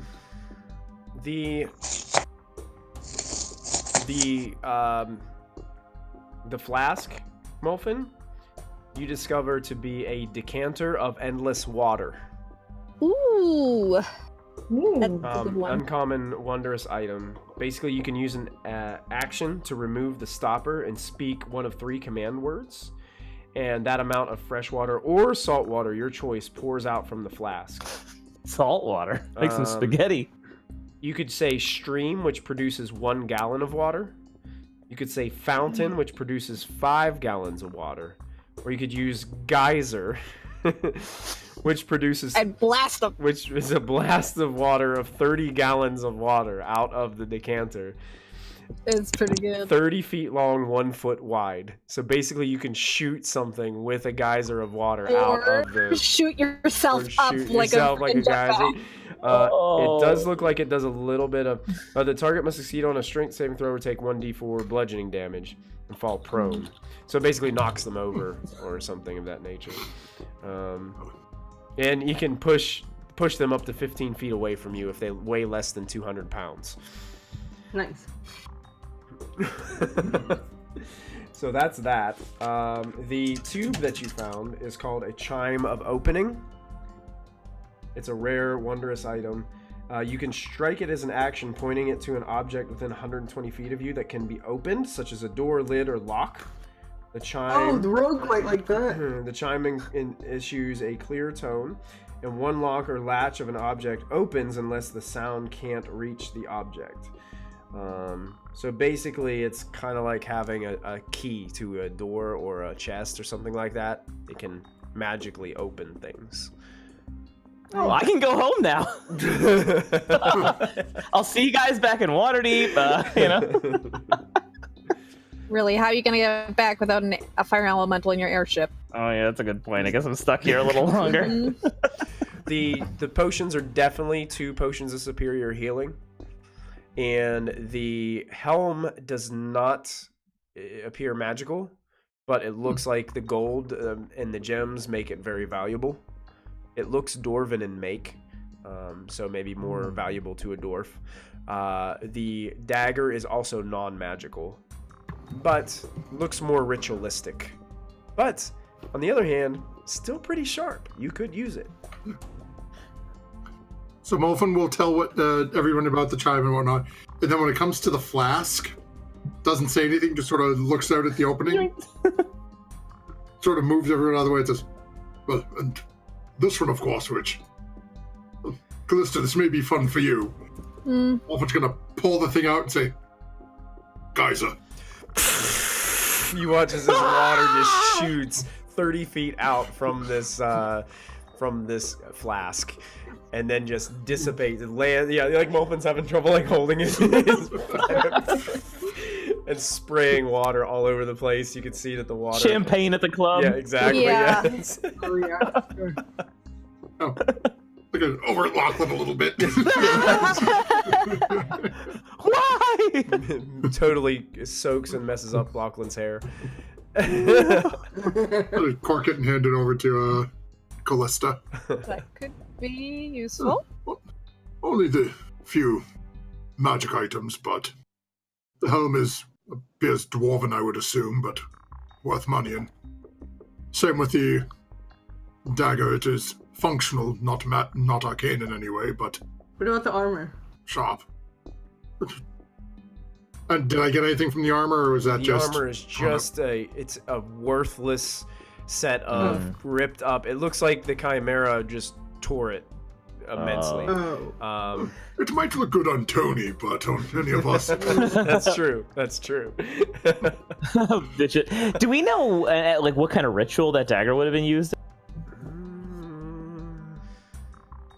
Go ahead and make a. I don't know a lot. Make a. Oh, goodness gracious me. Goodness, my oh me. Let's just make a general intelligence check for you, Lachlan. Oh wow! Oh, how'd that happen? You've been listening to Uncle Molfen. Great Grandpa Molfen. I don't know why I said Uncle. You know.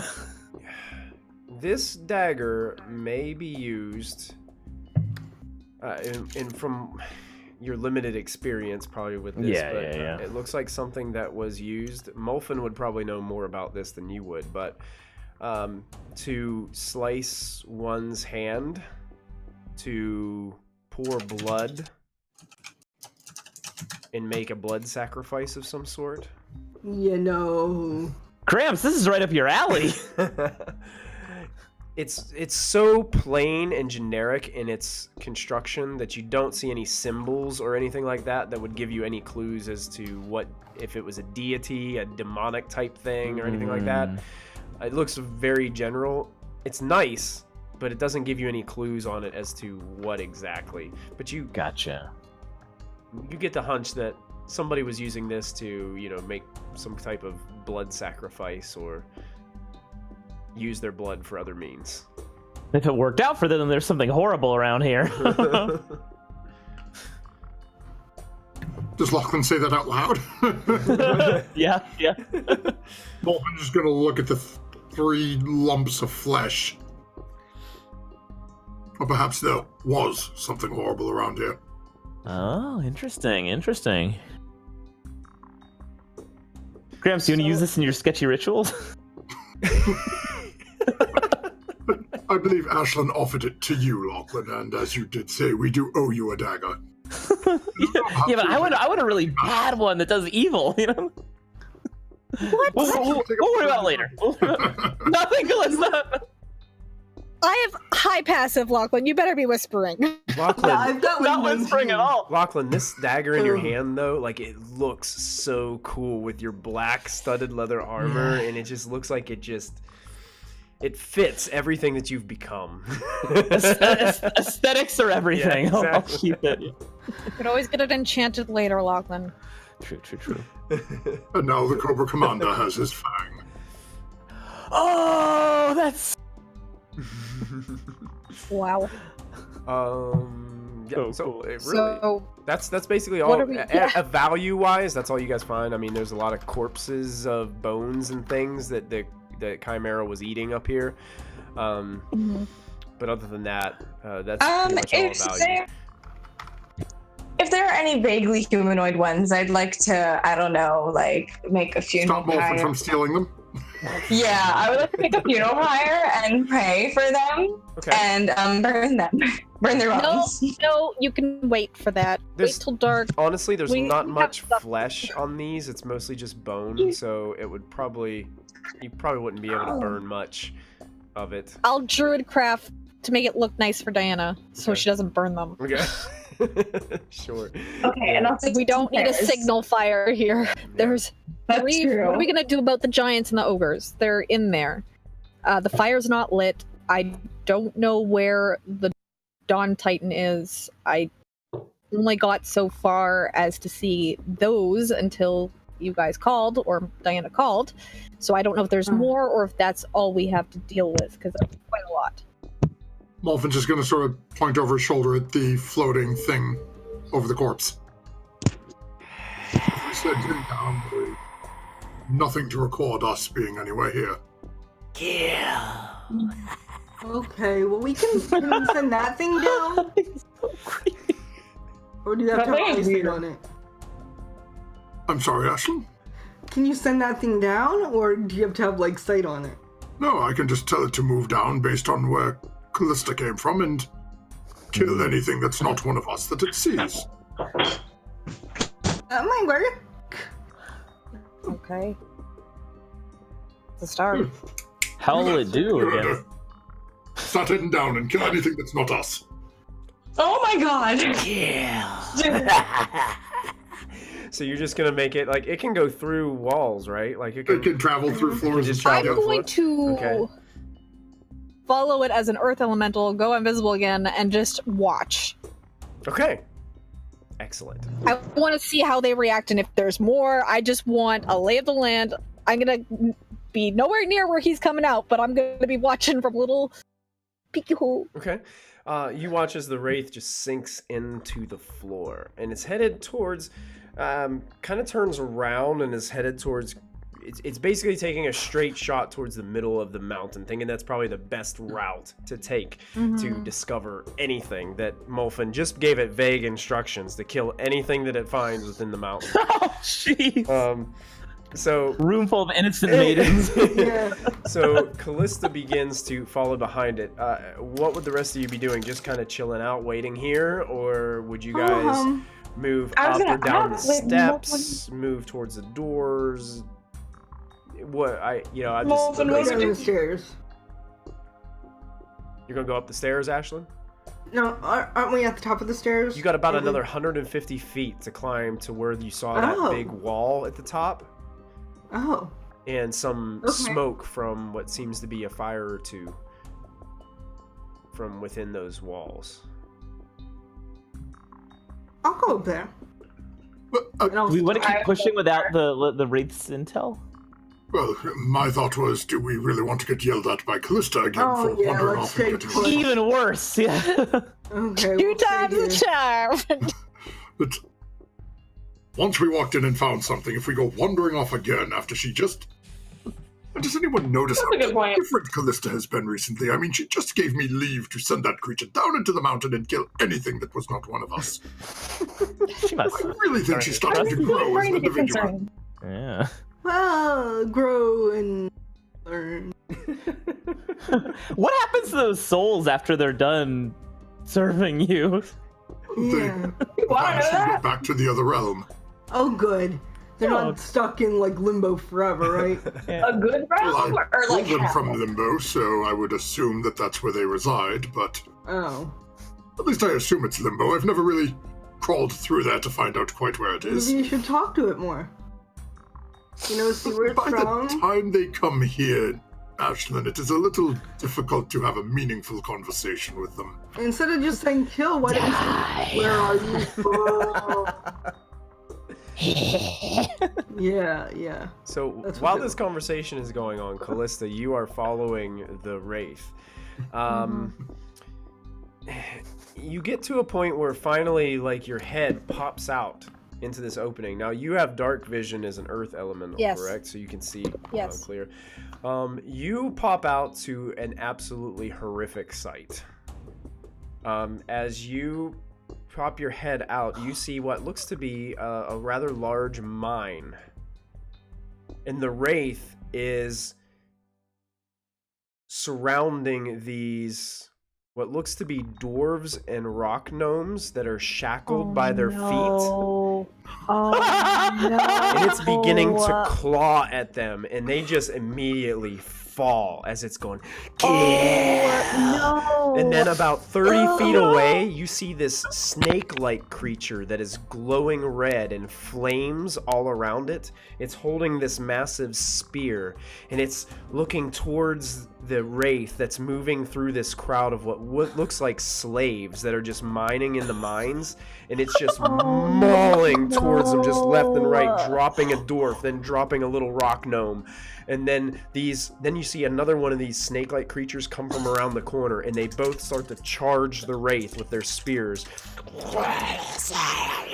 You can hear them sliding back and forth across the floor, and they both engage the wraith, trying to drive their spears into its body. How many hit points does the wraith have again?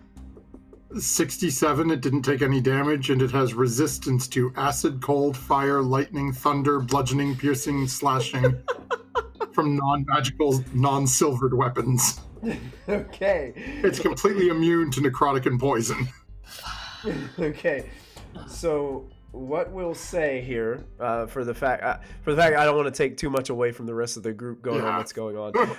Basically, gosh. the slaves are trying to run away from this, but they're shackled at the feet, so they can only move about 5 feet around. So you can see that This is horrible. it's dropped like 5 or 6 of these gnomes and dwarves. Several of them have gotten away as the wraith and these two fire-like snake creatures are engaged. The wraith actually reaches out, and you can see that it sucks some of the life out of one of these creatures as they're continuously driving these spears into the side of it. It's just going kill, and just starts to rake across another one of these fire snakes. And all of a sudden, one of the fire snakes falls down. You can see the flames start to dissipate as it starts to work on the second one. You can see, Kallista, that the second one is much weakened and finally delivers the final blow to the wraith, sending it dissipating into another realm of existence. And the snake-like creature, it has a snake body, but it has arms like a humanoid. Mm-hmm. It starts to hunch over and just leans on this spear and looks around and looks into the place where all these miners were just mining.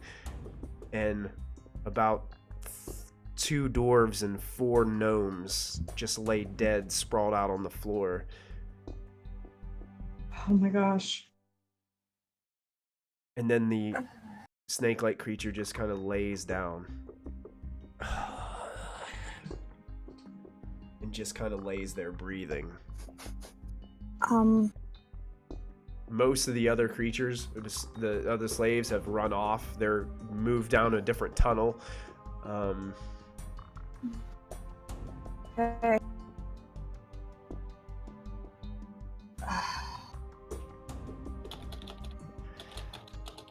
Yeah, there's nothing I can do. So, I thought about one thing, but I don't see that working right now, so I'm gonna just go back up. Okay.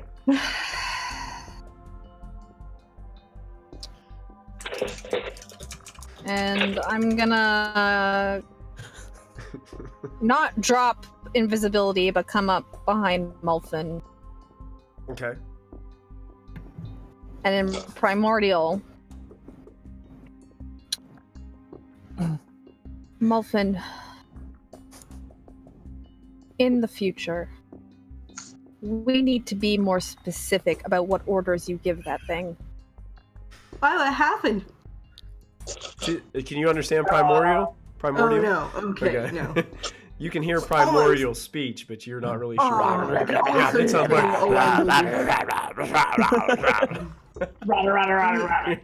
Give me another 2 levels. Malvin will reply, why were the things down there besides the giants and ogres and dogs you spoke of?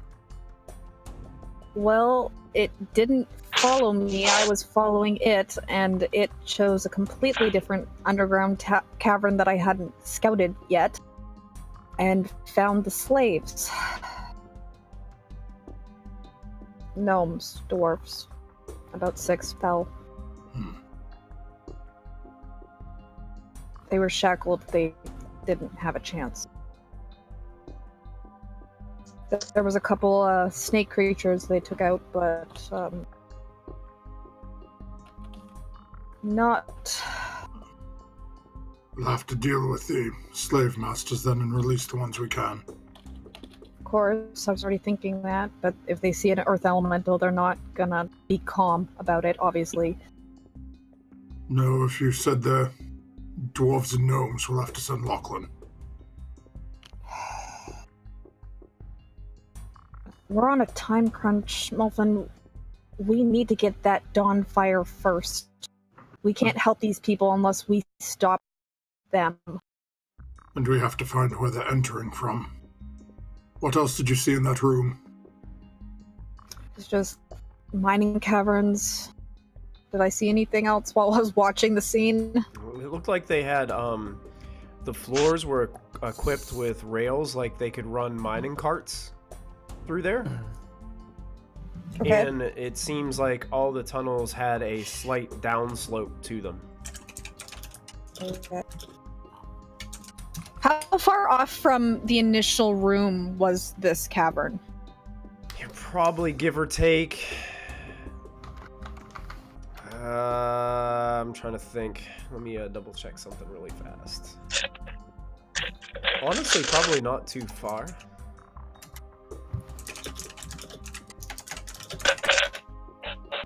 Let me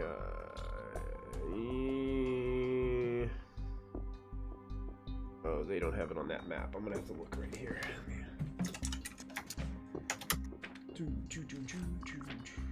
I think Kallista's trying to think if there could be a possible system that goes to connect the two. If that. And my thought is if it goes down where Truth be told, it was probably less than 100 feet before you got to that mine opening. It seems like the Chimera's lair kind of cut into the side of the mountain, and when the Chimera went underneath into the center a little bit, he came into one of the mine shafts. Gotcha. That are inside the mountain. Gotcha. Okay. I'll tell him that. Okay.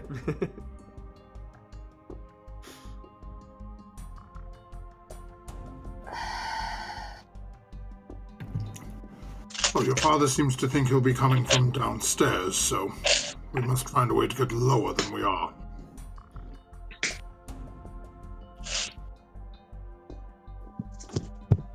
What are we gonna do about that wraith of yours? Well, he didn't return, so I'm assuming he must have been dealt with or chased somebody off. He was dealt with, my point being, is in the future. We'll have to be more specific with the instructions I give him, then.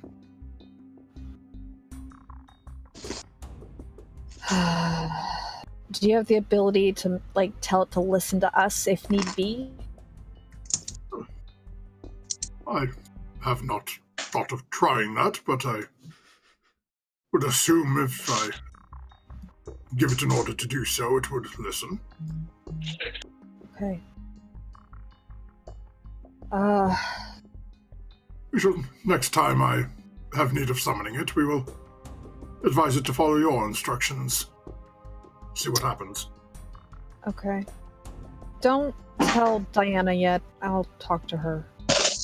This I is know not. not of what you speak. I like that facial expression. Yeah. He just feels it boring into him. Don't tell Diana yet. I've got this. In the meantime, you said there are giants that need to Yes. be routed out. Can you guys give me another 15 minutes to scout out a little bit more? What if you didn't have giants to deal with? What do you mean? Perhaps we give them something to chase. Like what?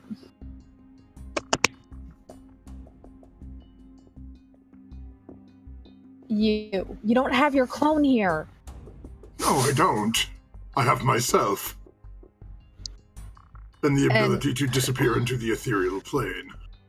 Oh boy.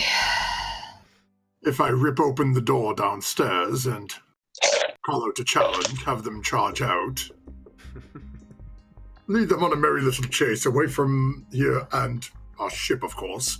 Okay, hold that thought. Let me scout first. And I just go. I am not going in blindly anymore. I'm like, nope. Okay. So, In Primordial, he's Wolfenstone. I thought it was a good idea.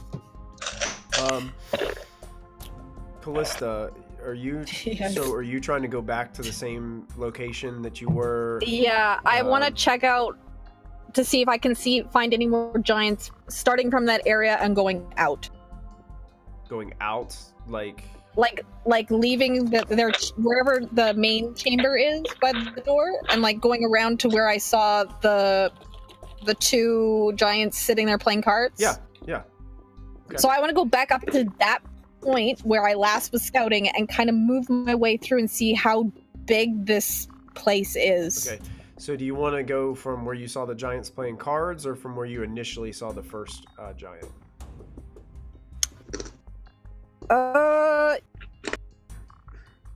Let's go with from the cards. Okay. Yeah. I'm going to move you guys over to a new map. You're probably only going to see nothing but black. Do you see nothing but black? Yeah. Okay. Nothing but that. Callista, I'm going to I'm attacking the darkness. Callista, I'm going to move your character over here and see if you can see anything. Sure thing. Where are you? There you Big are. map. It's huge. Damn. I'm gonna move you to Whoa. the room that you saw the giants playing cards, okay? Okay.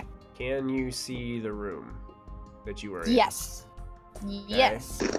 You saw the fireplace in the back. You notice that there are Yes. some stone stairs that lead down to what you assume to be the first floor. Mhm. You see these basalt tables, these pillars. These are the ogres kind of surrounding these two giants. Seem to be intently enjoying this time of gambling. The door opens up to the south, and you can see there are these, they're called gantries, which is kind of like a metal grate platform Mhm. that has a railing. You can see just the edge of it as you look down there. And there's another hallway that leads beyond this room. As you're kind of scouting about. How long does your invisibility lasts? An hour. An hour? Okay. An earth elemental shape lasts like 5 hours, 6 hours. And as you were moving down to this level, you did pass through several other mine shafts. Okay. You've actually passed a section where it looks like there was recent mining taking place, but now there's just pickaxes and things just lying around, and it looks like a couple pieces of broken manacles and chains laying on the floor. No bodies, though? No bodies in these other places. There are, of course, the 6 that were slain by the Wraith are Right. still laying in the same location. Yeah. But you don't come across any. You did notice that other snake-like creature, its spear was lying there, and there was like this weird black ash where it was laying down, but it was its body was no longer there. Right. Okay. I'm gonna start scouting around and seeing this area, because this is on the second floor, right? This is second floor, yes. Okay. Yeah. So, do you want to go? Where do you want to go? Do you want to go to the right or down? I think I want to go to the right first. Okay. So I'm gonna move you Yeah. kind of like you're traveling through the walls here. Sure. And just taking a peek out each time. There's 2 massive giant doors on the left. This hallway ends several hundred feet down, and there's also a large door on the right as you're kind of peeking out, making your way through the side walls and through the ceiling as you see fit to move yourself into the positions. Just seems to be these rooms or doors. Okay, I'll try to look in one of the rooms. Are you gonna look in the first one here? Yeah, sure. Okay, you kind of peek in. There seems to be an empty, what looks to be a massive bed chamber. Let me get you a good description of it as you're checking it out. It contains this large iron-framed bed, and it seems like there is a cabinet over there that's completely filled with manticles. It also has manacles, and also it looks like these spears that have interesting hooks on them. It looks like almost like instruments of torture. Great. A torture sex bedroom. Great. Whips to hit slaves with. You see all that kind of stuff in here. Great. There's a large cask of dwarven ale. Looks like a barrel of fresh water. And it seems like a wooden trunk that's bound in iron and fitted with an iron padlock. The trunk is The trunk is 9 feet tall, 12 foot long, and 8 foot wide. It's pretty massive. Wait, 9 feet tall? 9 feet tall. Trunk. And it has a massive padlock on it. Oh. That someone could open with a chime. Or use union labor. What if... Union labor. Let's just go grab those slaves that are dead. Does it seem No, magical no, they're at dead. all? Does it seem magical at all? Make an Arcana check. Okay.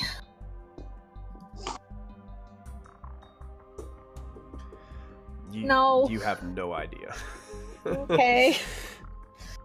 That's unnerving, the fact that it's that big and it's got a padlock on it. But it Might does. be Oh, keeping and one some... thing it does have is it does have these iron rings on the sides that looks like large poles could be put through, so multiple people could lift it up and carry it.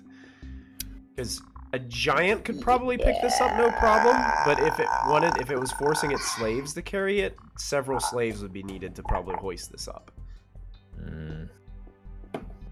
Imagine Xerxes on his throne as he's being like lifted up, those poles, that they it's kind of like one of those types of things.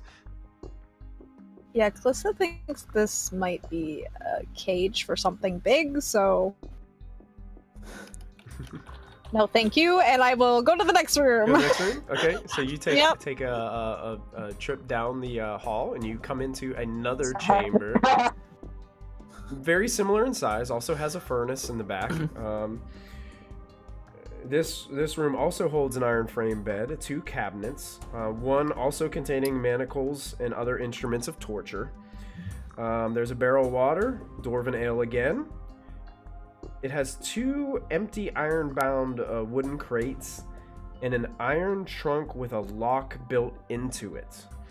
The trunk is 7 feet tall, 13 foot long, and 8 foot wide, and looks like it weighs a ton.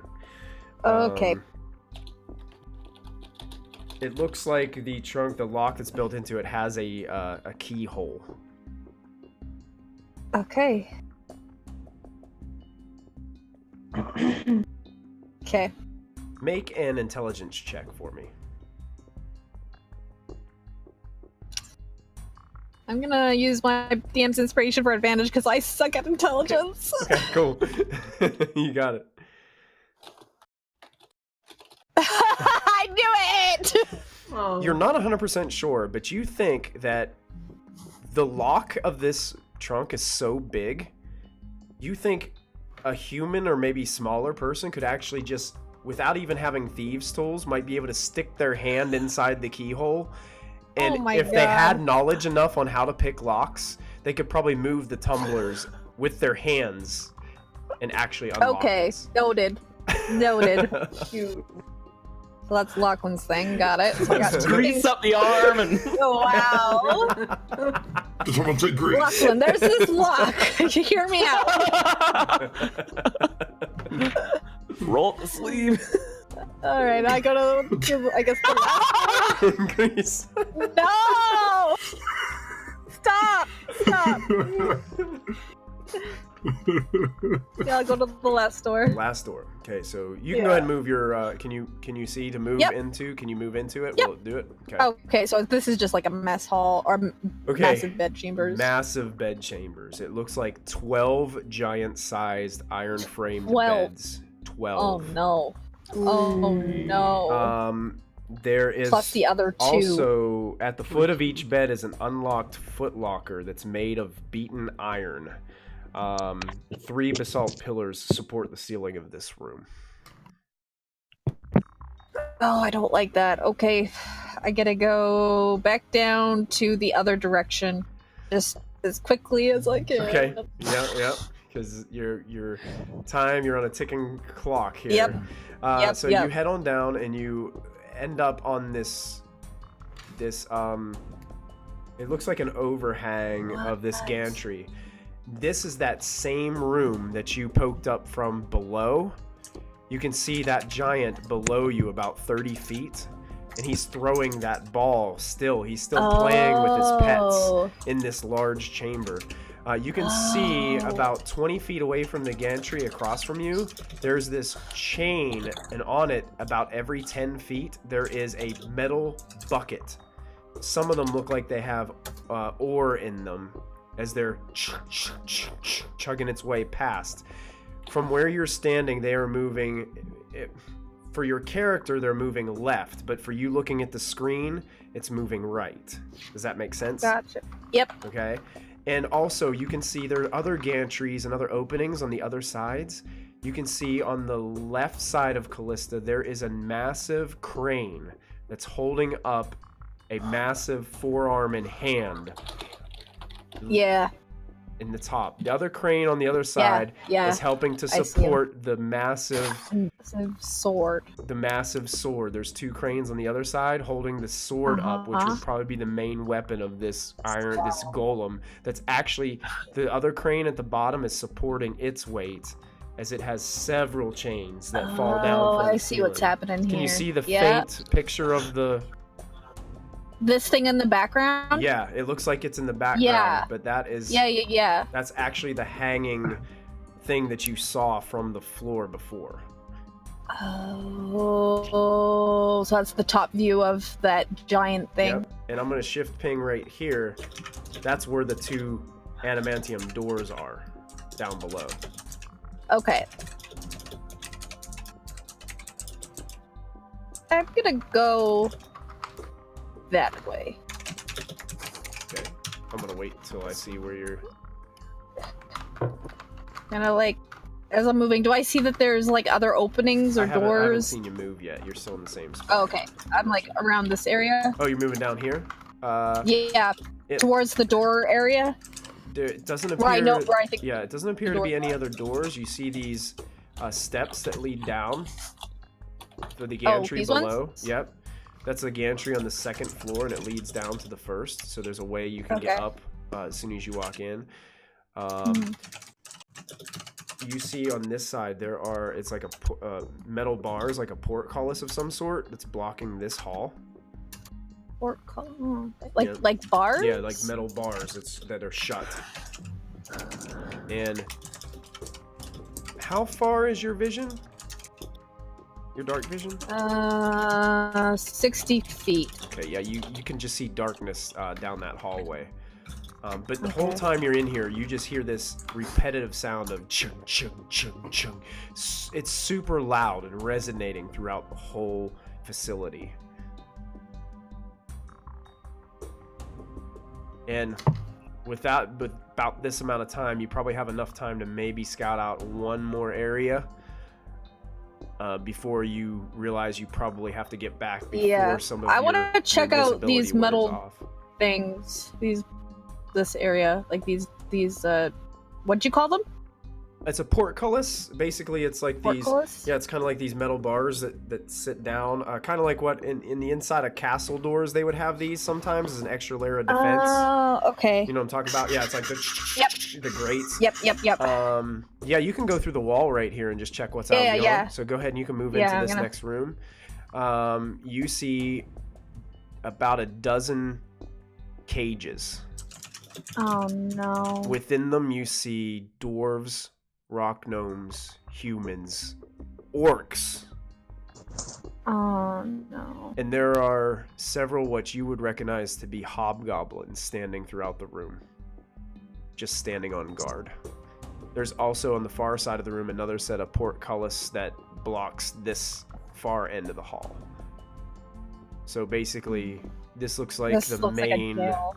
Yeah, like a slave chamber. And it looks like the slaves that you see in the chambers are absolutely exhausted. Many of them are passed out. You can barely tell they're even alive at some points. But it's just that notion. You finally see a little bit of the chest moving of one of the rock gnomes, and you just breathe an earth elemental sigh of relief as you can tell that this one still has a little life left. Looks like they've been beat, battered, bruised, whipped.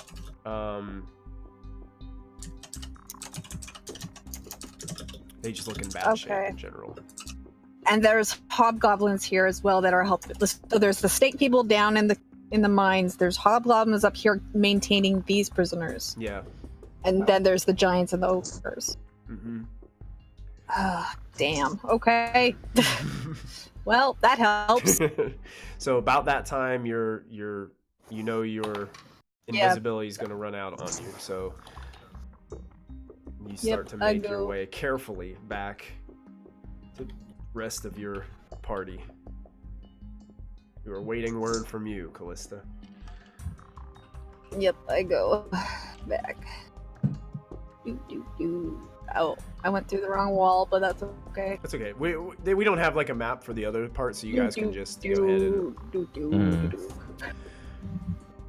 You're going to think she got lost in there. Send more wraiths? But I cannot summon another one until the morrow. So unless you plan on sleeping here for the remainder of the day, that's not a possibility. Well, the inhabitant of this little cave is gone. This is true as well, but we are on a very time-sensitive thing. Kallista will hopefully find where this Xorlarrin traitor will arrive with this Titan, and we can take control of it. Well, perhaps not we should take control of it, perhaps Ashlyn maybe, or perhaps Kallista herself. What? Why me? I don't want it. You know how to pilot boats. You might be able to pilot whatever they're doing. Oh, I do know how to pilot boats, that's true. Let us think realistically. Does anybody want me having control of the Titan as well? No, but No. No. As I said, and that's 2 votes. Giving it to Diana is not an option, as she will potentially use it to end me, or bring her Molfen, I'm not gonna kill you. Molfen, I defended you in front of, I don't know, who was he? What was he? What was his title? What was his rank? Your, like, high priest? One of the high priests? High priest. Yeah. hand. Well, then the high priest tried to make me some assassin or whatever, and I told him no. I'm not gonna kill you.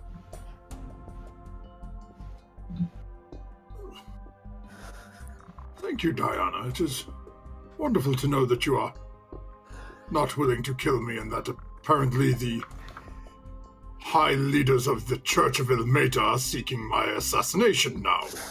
Oh, shouldn't have. Well, Don't have it out for them. They don't. Here's the bag. you. Let's pull the cat right out. Get some. suppose I shall have to have a word with Dawn next time I see him. Oh, great. No, Molfin, no, you will not. They don't understand. They don't know you. They don't know what you've lost. I do. And I thought like them at first too, and now I've realized that I was wrong. And I'm sorry, because I know that you have control. Yeah. Hey, thank you so much for the subscription. I was waiting for that. I'm not there. About the wraith. That wraith sure is taking some time. No. Oh, that's what you heard me grumbling and sort of sounding like I was clearing my throat a little earlier, correct? Yeah. The what? The noises? Language? Yes, when I was sort of a little while ago after Yeah. Kallista left. Yes, Yeah. the wraith fell in battle. Okay. Oh. It was fighting two strange snake-like creatures, Kallista told me. Oh, okay. So apparently there are other denizens here besides giants and Oh, great. ogres. More things to worry about. She went back to finish sort of scouting around and see what else she could find. Okay. But Just hopefully like she should be monsters, back. though. Just like. That's what she told Yeah, me. snake It's some things. strange snake things with pointy. Pull one. It killed one of them and the other one killed it. Oh no.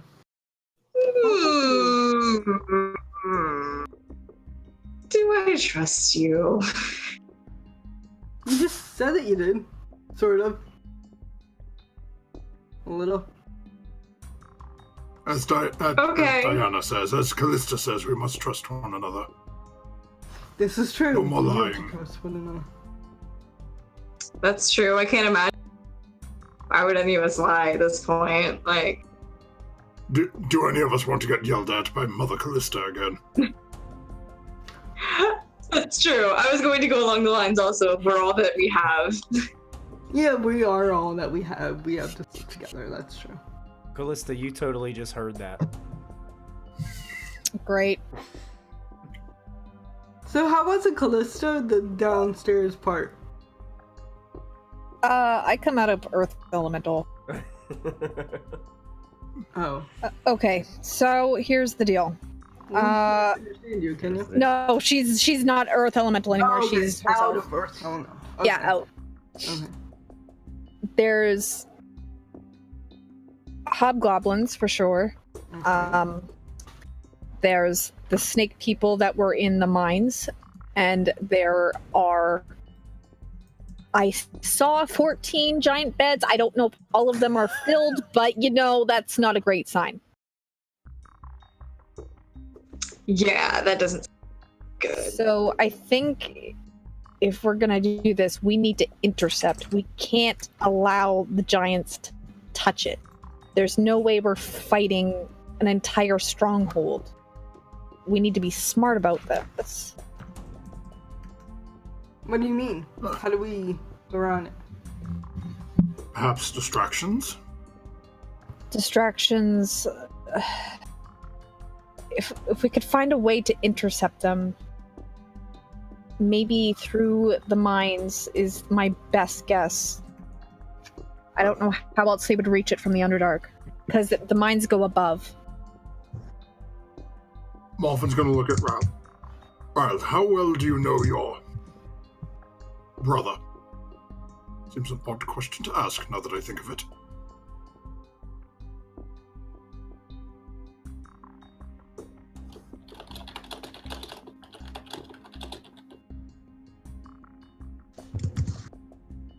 Were you talking to Raud? I'm sorry. Yeah, sorry. So repeat that. Ryle, how well do you know your brother? I know him well enough. Would you be able to... Diana, Kallista, do you have that Yes. handy little spell where you can locate people? Yes. Yes, Okay, what object. do I have?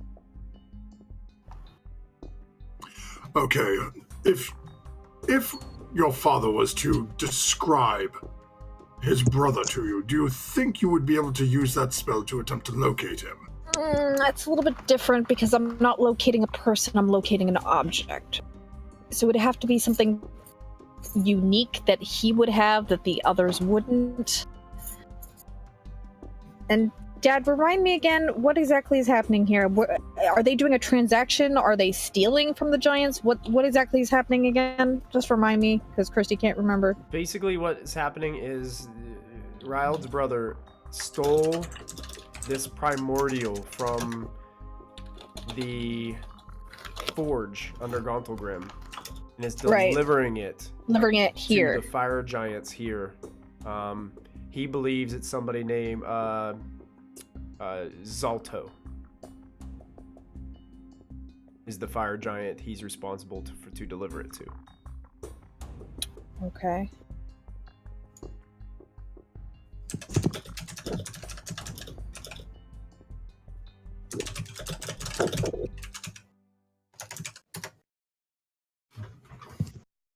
The only thing I can think of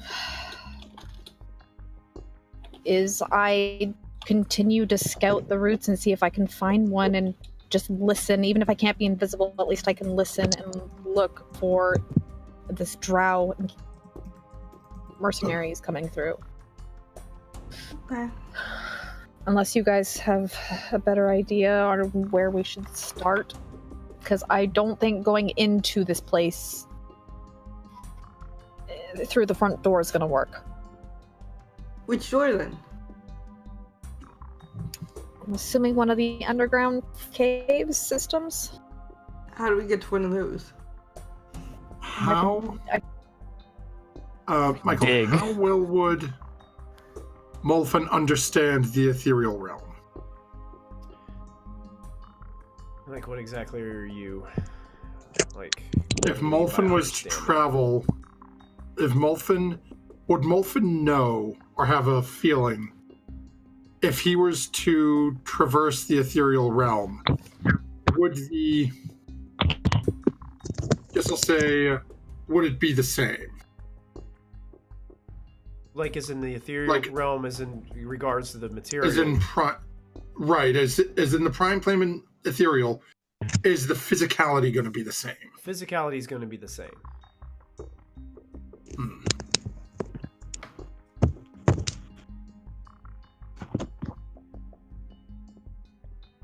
I could perhaps aid you in your seeking.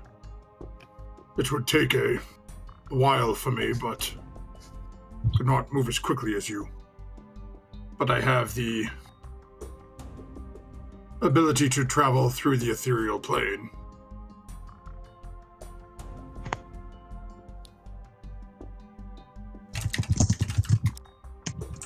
Which the rest of us do.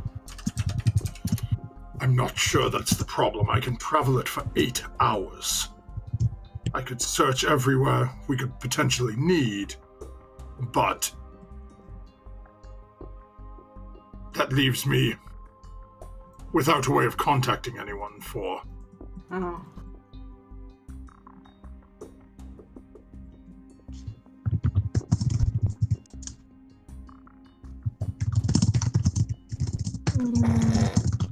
I can't help it anymore. Sorry. What are you guys doing? Nothing. Do not ask. We are attempting to find a way to sort this out. But apparently, Diana is a little confused. About? Everything. All right. I'm beginning to think our best option may be, well, Let's kick down a door. Kick down the It's- door. Kallista, how many can you potentially move with your scouting abilities? You mean if I do pass without a trace? Well, my thought is perhaps, and as horridly sounded as this may be, we may need to divide and conquer. Okay. What did you have in mind? My thought is, at the bare minimum, you, your father, and perhaps my thought was you, your father, Diana, and Lachlan. Yes. Mm-hmm. If you can move that many well, can make your way through as you get, well, with the exception of Diana, who seems to be about as stealthful as myself, could find your way. As what? Could find your ways down to attempt to intercept your uncle. Where the idea of having both individuals, well, having them coming from the bottom and the fire giants coming from behind is not an ideal situation. What am I doing? You and I would be the ones stirring the hornet's nest. Okay, I like You this can idea. move faster than anyone I've seen. Okay, I'm into this. So between my abilities to step in and out of places and your ability to, well, run faster than the speed of Lachlan's greed, which, as we all know, is quite impressive, we should be able to basically be in the bonnet, so to speak. I like it. But here is the catch, it leaves you and I at greater risk.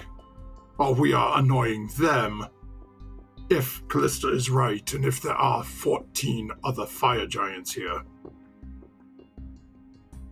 We go to the water. Fire, water, don't mix. Yes, but I gave away the flask. I can give it back. Well, it may not hurt. It did not seem to necessarily possess a huge amount of combat efficiency, but... I don't know. Better than nothing? Well, perhaps. I would say if Ashlyn wants it. I'll hand it to Ashlyn for now. Okay. This may be our best option. I'm concerned if we all go traipsing down to the lower levels seeking out your uncle, that we could end up with a squadron of giants coming up behind us, not to mention at least one drow who was somehow capable of harnessing a titan. Yeah. So that would be good. Yeah, let's I like this plan. Alright. Alright. So who's going where with this crew? Well, Going this is all based on Uncle Kallista. I am merely posing a thought. As they say, we tend to be strongest together, but Yeah. at the same point, 14 fire giants coming up behind us are stronger than that still. How fast can they run? I am not sure. I have not run into a fire giant as of yet. But They can't be one as would fast as assume, Ashley. even if they can only take 3 or 4 steps a second, Hopefully I That's- can run faster. 15, 20 feet tall, as one would assume, based on what we saw at the Allfather's location. Okay. They could easily outpace me without the aid of my magic. Right. But at the same point, I could merely put myself into a ball and let them kick me around for a few moments. I mean, that one guy does have a ball that he was playing with the dogs. Perhaps I should go be a ball. Sounds like a terrible idea. I love It it. sounds like a terrible idea. Let's do it. Yeah, I'm in. I'm 100% in. I'm committed. Gonna run. Ashlyn, you will need to be able to run, because if it hits the fan and I have to vanish into the ethereal plane, there is no coming back from that. Okay.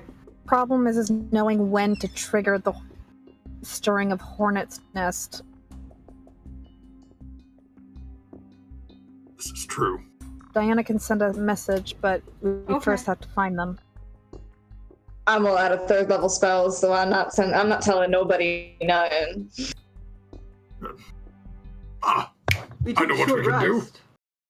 Not in. I don't mind replenish on a short rest, so we replenish all. Oh, okay. Wolfen is going to pop his little friend Impy out and send it to perch right on Diana's shoulder. Impy Oh, good, appears it's not on sitting my shoulder. on Diana's shoulder. Oh, thank God it's not on me. Oh, That's fine. Nice to see A you. literal devil on my shoulder. Little devil on the cleric's shoulder. no. No. Now, when you are prepared, you can just advise Impy to find me and let me know. Yeah, I can find and let you know. Okay. It looks right at Diana. It's like, Can I you and I shoulder? got this. See if he'll come. Can I flick him to see if he'll come back or not? Like, if I flick him, will he just poof back? You flick him and you just hear, ow! Good one. Oh no, he likes it.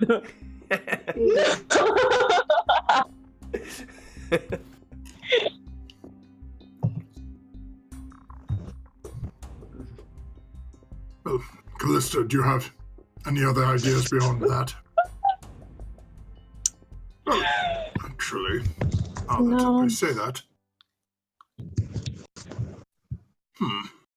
The only thing I can really do to help with stealthing, I mean, I move much faster and quieter as an earth elemental going through the stone, but if I'm taking the group, I can do pass without a trace at will, But and we'd have to be in maintain it. range of you, right? but we'd have to be in range. Okay. Well, I'm pretty stealthy. well, perhaps here's another thought. How about we send a small army of skeletons in to say hello? And we have all these lovely bones here. Okay. I mean, potentially speaking, I could send in 5 of them. Oh.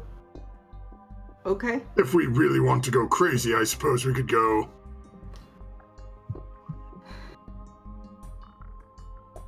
If my math is correct, 14 of them. Assuming Oh. there's enough bones. 14 of them, how are you going to get them in there? Still working on that part. I was... well, potentially all we need to do is either move the bones or I can summon them here and then just have them start wandering in. Okay. I mean, you have that thing to open a door, right? yeah, let's use that. Lachlan has that, I believe, or at least that was who I intended to give it to. Yeah, I've had Who did it. take it? Because I don't think I. Oh, I thought you had it. I thought you took it because you wanted it. Yeah. No, I was like complaining that. Well, yeah, then I have it if you didn't take it. Well, so there is that, or in Gnomish. No, in sorry, Alex. Oh no. Malfin starts to say, no, that's Diana. No, that's him.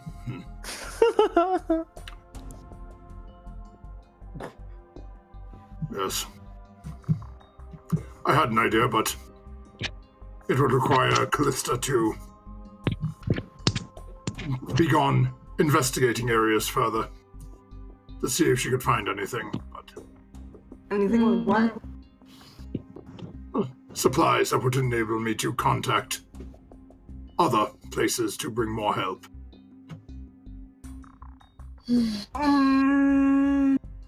What? Unfortunately, the ingredients I need will not work from the four-legged variety. Ah. Okay. No chimera. Heart. No. Okay. Must be of It's a nice thought. two-armed and two-legged. Okay. Okay. Like a hobgoblin. Precisely. I would also explain to them where exactly, like I would give them directions if they're... I don't expect them to go that way, but Yeah, I don't know what these kids are going to do without me, so I'm just telling them where it is just in case. I would think you would kind of druidcraft or find a way to kind of construct like a map of some sort on the floor of for this sure. place. Just kind of For showing sure. you, showing The everybody layout. a That's little bit cool. of the layout of what you could see. There was, of course, another side of the complex that you didn't see anything of. You got like a full, like, top floor, top right-hand corner view of what you seem to be most of the bedding chambers and sleeping quarters of. These were all giant-sized beds, so these weren't where the hobgoblins were staying. Right. These are filled by giants. Actually, Impy, do me a favor. Fly outside, go up, and see if... Try not to be seen, Okay. and tell us what you see within that village. Yeah, I Are can there do that. giants up there? Sure. Impy, go. And Impy all of a sudden just takes off. Diana, you feel the slight push of Impy off of your shoulder as he heads off out of the crevasse that you guys are in and flies up. Can I have taken a short rest while this was happening? Yeah, definitely. This is Okay. this is another short rest moment. Do we know, was somebody bringing something here, or is something already here? Is that, No, are we clear? my uncle is bringing something here to one of the giants, which is the Dawn Titan. He somehow has... If things worked out correctly and Ryled believes that you guys probably arrived before his brother, you're not 100% sure, but chances are with the speed at which you guys traveled in the airship, you guys are, he's pretty sure that you probably beat him to it, but it could be any time now where he could arrive. So you're just not 100% sure. So could we find out like where this is coming and like avoid all this and stop it at the source? That's what I'm trying. Kallista's trying to do. Mm-hmm. And my thought is, finding a lot of quarters. if Impy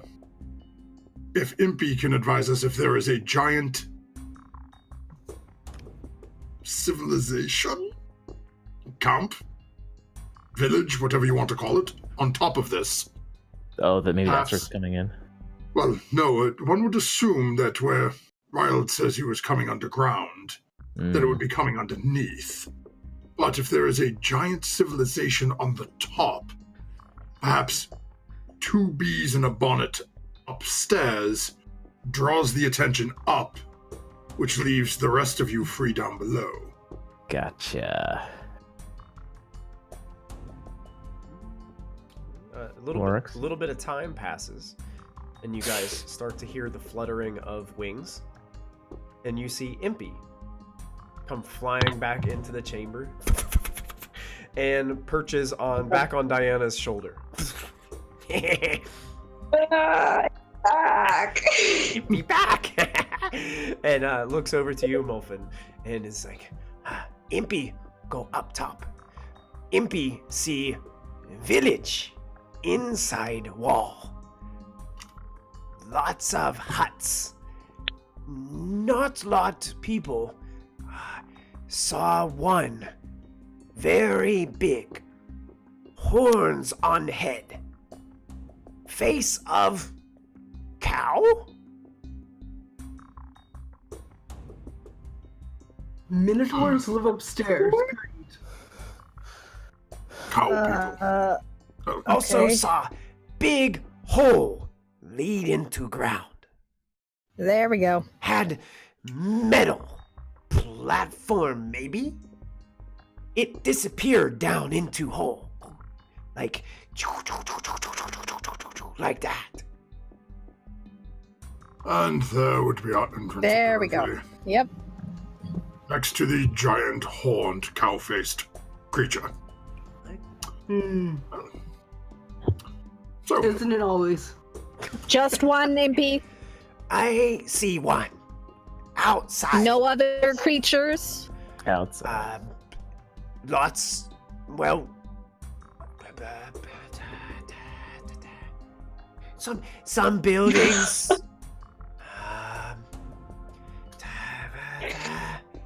Impy not good counting. Mm-hmm. I was Was going to send him back to there... the pocket dimension. Was there this He many? just disappears. Wow. He was meant to be a message carrier. Apparently, his counting above 3 must be difficult for him. Yeah, probably. Wow. So, He only We got to haven't tried. 1. He didn't even get to 3. Yeah. He's not he the said best. Counts multiple one, buildings, so he one. must he must understand 1 and more than 1. Okay. 2. We'll give him that. So we go up there and go. To the So- county. Oh, I want to tutor him. I love Impy. Let's see, one must wonder, when he says it's a giant cow thing, how large is it really compared to, his diminutive? Good question. My thought Could have is, just been a bull. well, perhaps we shall go up there, just shrink it down and have Ashlyn.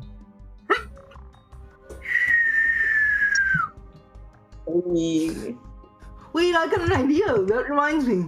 Oh, wait, I can't talk to you about it. Okay. Never mind. No, you must discuss this with me now. What is your idea? Oh, don't know to someone. I'm sorry. Just doing that to someone else. But, whatever. Ashlyn, are you planning to throw me off of something? No, not you. Impy? No. You guys will notice that Riled seems to be pacing. He looks like he's starting to get a little impatient. If you guys are going up, Kallista's gonna go in and up to that Oh, hole. Okay. I will meet you there. Okay, sounds good. I will. You guys can get up there? Yeah. Aren't there Yeah. Okay. the stairs keep going up? Yeah, the stairs lead right up to the stone walls that are up there about 150 feet from you. Okay. I'm gonna earth glide all the way up, heading towards where I think that is. Where you think the hole would be? Mm-hmm. Okay. Just go straight up. Straight up from where you're at. Mm-hmm. Okay. And avoid any pockets. Like if I'm coming up, like I don't want to disturb more slaves or more yonti. I don't know what they are. I'm guessing. Okay. Like I'll maneuver myself with my tremor sense and get my way up to the top of where Impy was. Okay. I'm gonna pull you guys over to a new map, so I can show you guys Okay. where you're gonna be. It's gonna Uh-oh. take me a minute to pop you. Load up. it. Load it. Yeah. I'm going to probably put you, Kallista, where I feel like your tremor sense would probably lead you to the most, Sure. based on the descriptions you were given, which unfortunately from Impy was not much. Is very limited, yeah. So I'm gonna say, Kallista, I'm putting you right here. You're actually on the So inside. trying to sense for the Minotaur thing, yeah, like where's this thing? You get this tremor sense that's like a repeated tremor sense, like, and as you pop out, you notice. Can you see on the map now? Hang on. Yes. You can see there are several huts that have thatched roofs. They look like they are structures that have been made from like mud brick, perhaps, Oh. inside this interesting. deep stone wall. You're behind closed doors, and you can see that it's locked with this big piece of braced wood that sits on the back of the door. And there is a water wheel to the north of you. There's like a natural stream that forms and hits this water wheel, and you can see that it's moving from inside this hut next to the river, and then that just waterfall cascades down. The rest of you, I'm going to pull you guys over so you guys can see what you're looking at. Let's go with, we'll pull Lachlan. You're coming up the steps right here. You're going to be on the bottom right of the map. Okay? Bottom right. Yeah, Cool. Molfen, you're going to be at the bottom right of the map. Diana, bottom right of the map. Ashlyn, bottom right of the map. And I will go ahead and grab Riled, and I will put him down here too, as he's coming up. You see these stairs kind of turn around and head on back. Are you guys seeing that?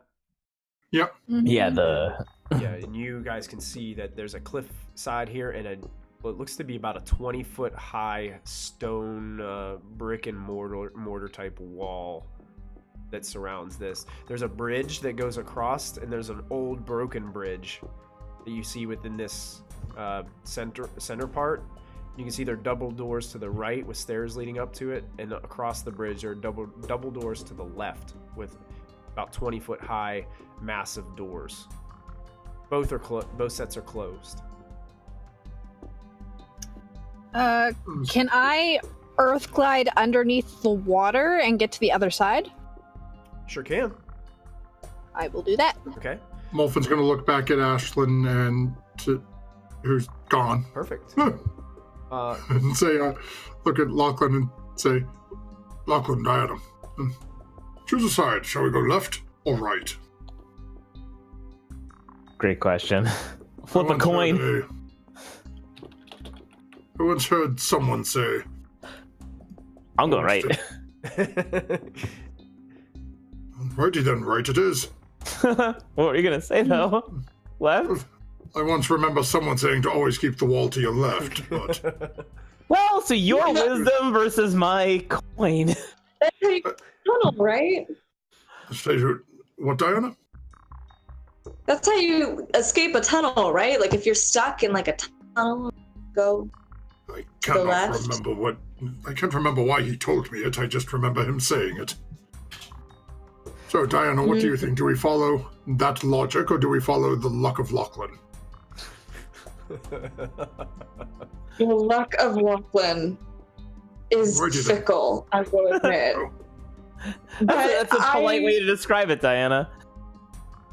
Seems Diana will not choose. Ashlyn, we have a choice. We have a door. I'll flip a coin. Sorry, what dear did boy. I miss real quick? I do not support They're that. trying to figure out which way to go. Oh, I'm So- running we have up a choice. to I'm running up to Molfen. Okay. Yeah, he's trying to decide if he wants to go left across the bridge or keep going straight to the other set of double doors. So we have two doors in front of us. Lachlan says right, Diana says left. Molford also says Yeah. left. I Yeah. remember hearing the always stay to the left side, so... Oh, I thought it was always to the right side. Okay, let's go left. Okay, The votes win. so Always stay to the right. Molfin is gonna start walking up to the door. Okay. And I'm going to pause you right there because I want to go to what Kallista sees. Okay. Kallista, there is this wooden beam that seems to go out towards the center of this large hole that descends down into darkness. It seems like there are several chains that also descend from this mechanism that's above this thing and drop down. And you can see about every so often, about a little bit of time as you're watching it, the chains start to lower a little bit more. And then it stops again. And there is a portcullis closed to your left. And on the other side of the portcullis, there seems to be these two massive iron doors on the other side of it. There is also another open space beyond to the left that seems to open up into some other kind of chamber of some sorts.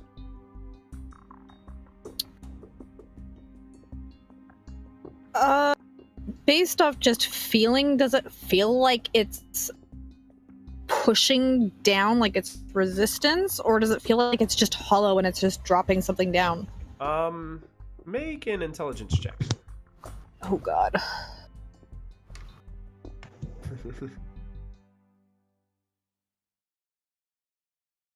Oh, You think this could possibly some kind of mechanism that is basically an elevator.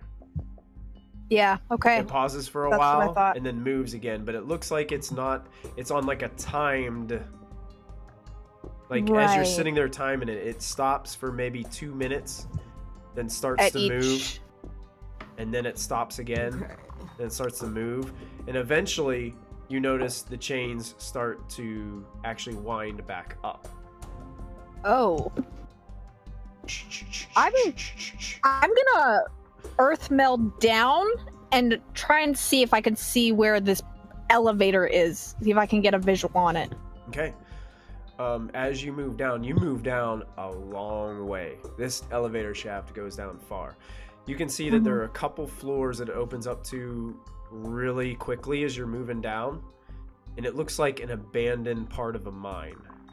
Mm-hmm. The more you move down, you start to recognize these are the same types of mines you saw the Wraiths slay all those innocent slaves in. It seems like the mines in the lower part of the mountain were being reopened and reused. And the farther you go down, eventually you hear that same sound as you feel as if you've made it to probably that second floor of what you considered, what you presume to be Ironslag. Is there anyone near or around this elevator? Hold that thought. We'll go back to Molfen. Sure. Sure. Molfen, what are you doing as you're standing in front of these massive 20-foot tall doors? Are they tight together? They are. And the walls are brick? Yes. They look like they have built into them about maybe 8 foot tall. It looks like there's like a thing that they could slide open and peer out of from the other side of the door. Should we knock or should we just go in?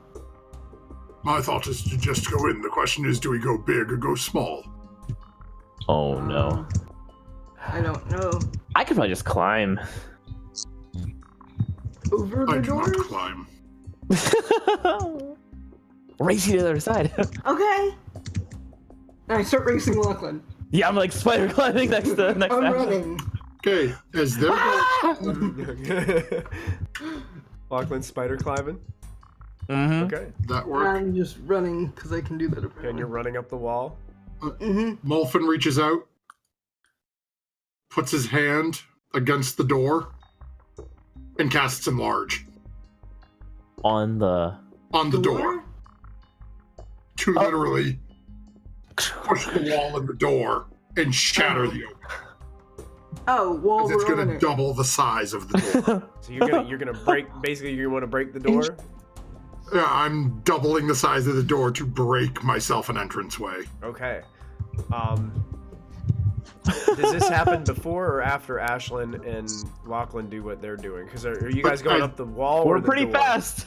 Yeah, they're both. I mean, depending on the size of the wall, they can probably both make it to the top about the same time that I can reach out and touch the door. Okay. So you guys make your way, no problem. Obviously, with the spider climb and Ashlyn's ability to just basically walk up the side of the wall. Really, you guys make it over the edge. So are you guys able to pull your characters over that wall? Take a gander. Yeah. I don't. Yeah. Okay. Ooh.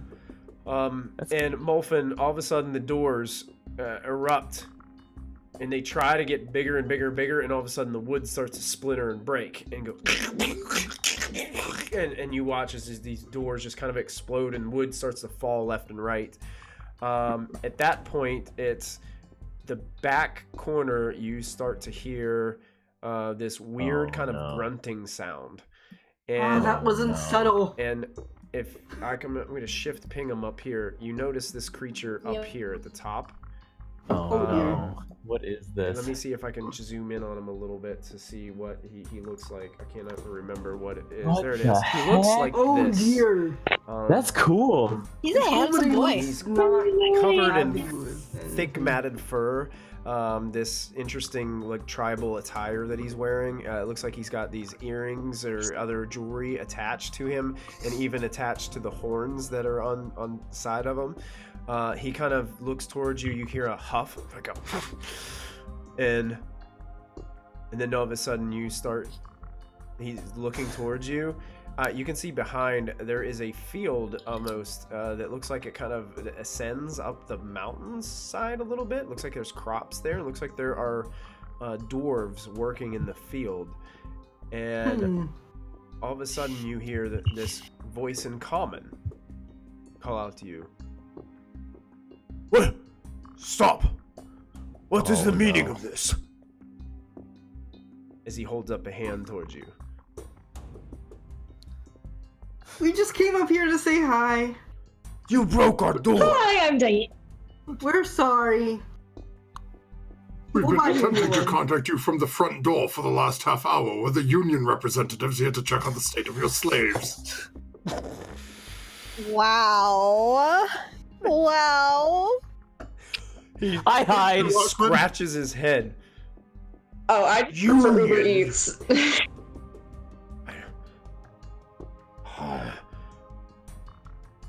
I must check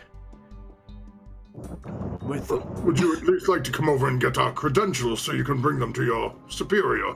I will bring Superior to you. And he Fair enough. starts to Do we want walk that? towards this large round hut. That's Quick, go! It's in the on the this Oh platform. no, you guys. Should we just shoot him? Let's just run. Morphin will look at Ashlyn and Lachlan. Run, you fools. Which way? Wow. Who did that good thing? And also pull. Okay. Which way are we running? Dolphin, what are you doing? Oh. Waiting to see what Lachlan and Ashlyn are Okay. doing. Oh, where's Draac? Where's Draac way to at? go? Does he follow us? He's with you. Yeah, he's In the with back. you. He actually walks. He's walking right behind you, Molfin. Now that he's got easy access through the open doorway that you. Oh. So Molfin is going to tell Ashlyn, Lachlan, and Ryald at least to run. And then look over at Diana. How's Raul gonna make it? He's big. He's stuck in the ground, right? I don't know. No, he's spider. Can he? Oh, I guess he climb? could probably. Yeah, right. Spider There are climb. no doors, Lachlan. I just blew them No. up. You can just walk in the opening. Yeah. Okay. So I'm gonna run. Yeah. Sorry. Is this the right way to run? Yeah. Well, he's going south, so you go north. Oh, You're running that way. Okay. north. Head towards behind the building. As he's seeing you running, Ashlyn. Wait! Yeah. Stop! No further. Oh, sorry, they're a bit excitable. Come back Yeah. over and wait. You just told us to run. I'm confused. I meant when he was out of eyesight. Oh, Is this really bad? I'm just gonna back up. No, what we will do is, as him and his leader come charging over upset about their door, we just grease the floor, let them slip and fall into the ravine behind us. Must speak to Kartha Kaya. Gaia. Sounds very- And he keeps on moving towards this. He Is starts making his way up the platform that this thing sits on. It sits about 10 feet up on a little plateau here in the middle. How many things do you guys think are in that building, and what are they? Hey, Gaia. And you hear him knock Can on I the door. walk fire? Is his head out of eyesight at this point? He's keeping one eye on you guys. Like, he's really, like, just looking at all of you, knocking on the door, and just waiting patiently for just a moment. Couldn't have gone worse. Ashlyn, watch him the minute he loses eyesight. Run to the north and hide. Okay, To Lachlan. can do. Take Ryald with you. Can't let anything happen to him. Kallista will kill us. Why doesn't Ron stay in the boat? Okay, we'll take him with us. All Just right. to run real fast. You see this creature. All of a sudden, you hear what sounds to be a door opening, you hear some talking back and forth. Seems to be in a language that none of you understand. Very tribal, guttural sounding. Almost yak-like in it sounds. As I hear them start to speak, the minute they start speaking and I don't notice it, gonna cast Comprehend Languages from the Shroud. Okay. No. Fantastic. Still, I still think you'd have to be able to. They're still pretty far away from you. Let's go ahead and make a perception check to see if you can pick up on. See if you can hear it from this distance. Plus, you got the waterfall sounds coming from behind you. A lot of Perception. Not good. Oh, That's a nat 20. Oh, that's a nat 20. And you can hear what they're saying. The one speaks is Chief Kartha Kaya. We have visitors. They have damaged our front door. Then you hear back. Oh, we should play it safe. Let's invite them in. You know what to do next. And then you start to see this flamboyant version of this same creature walk out. Looks like a male and wearing this interesting cloak. He has some type of weapon sheathed over his back. And he starts to slowly walk into your direction with open arms like this. And then you see a smile form on his face. And you hear in common, "Welcome! Welcome, friends! We are so glad to have you here with us." And that's where we're going to end this week's episode. What did I say? We're dead. Because we're at 11:26, so we're well over time tonight. Wait. Can I use my nat 20 to stealth there? Sure, you can use your nat 20 to stealth there. Sure. Yes, good. Absolutely. So thank you guys so much. That was super fun. A lot of strategizing going on during that session. Yeah. Random chimera attack. Yeah. Hey! And you guys are here. I'm gonna go ahead and put this guy out on the. I need to get him out. I believe this is the right one. I don't know. No, there he is. I'll put him out here. Just that way I remember for next time where everybody's at. There he be. So let's put him out here as he's walking towards you. This one kind of walking behind. And that will set us up for next time as we see what Kallista sees. And she is traveling down into Watch the me find the drow and have to do that by myself because you guys are busy. Yep. Again. Well, great job, everybody. Let's since Ashlyn just used her nat 20, we got to give a new nat 20 out. Who would like to nominate someone, or anybody have anything that stood out? Anybody in chat want to chime in and let us know if there was a player or character you thought did something really cool in combat or in roleplay that would give them? Molfen had a lot of great strategies tonight. You strategize I don't want to reward Molfen for the wraith. Oh yeah, that's true. For murdering innocents and alerting a camp to our presence. Yeah, murdering That's innocents and alerting a camp to your presence. Yeah. Yeah, that is also true. I don't know. Everyone was pretty good tonight. I want to award it to Diana where I was muted because she just told Molfen that the Church of Ilmater wants him dead. Oh yeah! Oh yeah, that's true. Oh, But she yeah, also and said Diana that she told me was it was okay. on your side. Yeah. Yeah, and Diana told me it was okay to punch Kel in the face. That's true. Yeah, that's an insta nat 20 right I there. because I couldn't be any. I don't know. I didn't even think that moment. She trusts you. And Molfin trusts you, but now he can't trust your church. You are two different entities. You are okay, the church must go. The church must go. The church wants me dead. Church Now of it's fight. Elmater. Now it's fight for survival. Well, If you start a war with the church, The church started the war. I mean, he's stealing their artifact already, right? okay, Hey, we don't know. Y'all, nobody knows what's happening there. we are definitely going to give Diana the nat 20 for next week. I love that.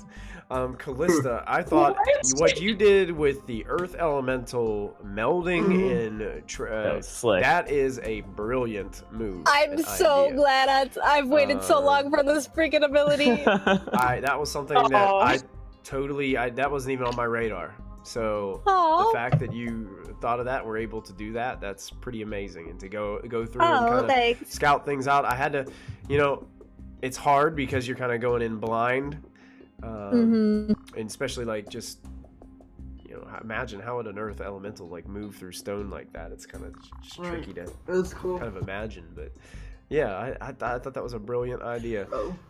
So you guys did Thanks. great. You guys did great. Thanks, Now man. we got to figure out what you're gonna do about Molfin blowing up the doors of this place. Yeah. This So much for stealth. community. But cool, guys. Yeah, so that's episode 73. We'll be back next week for episode 74.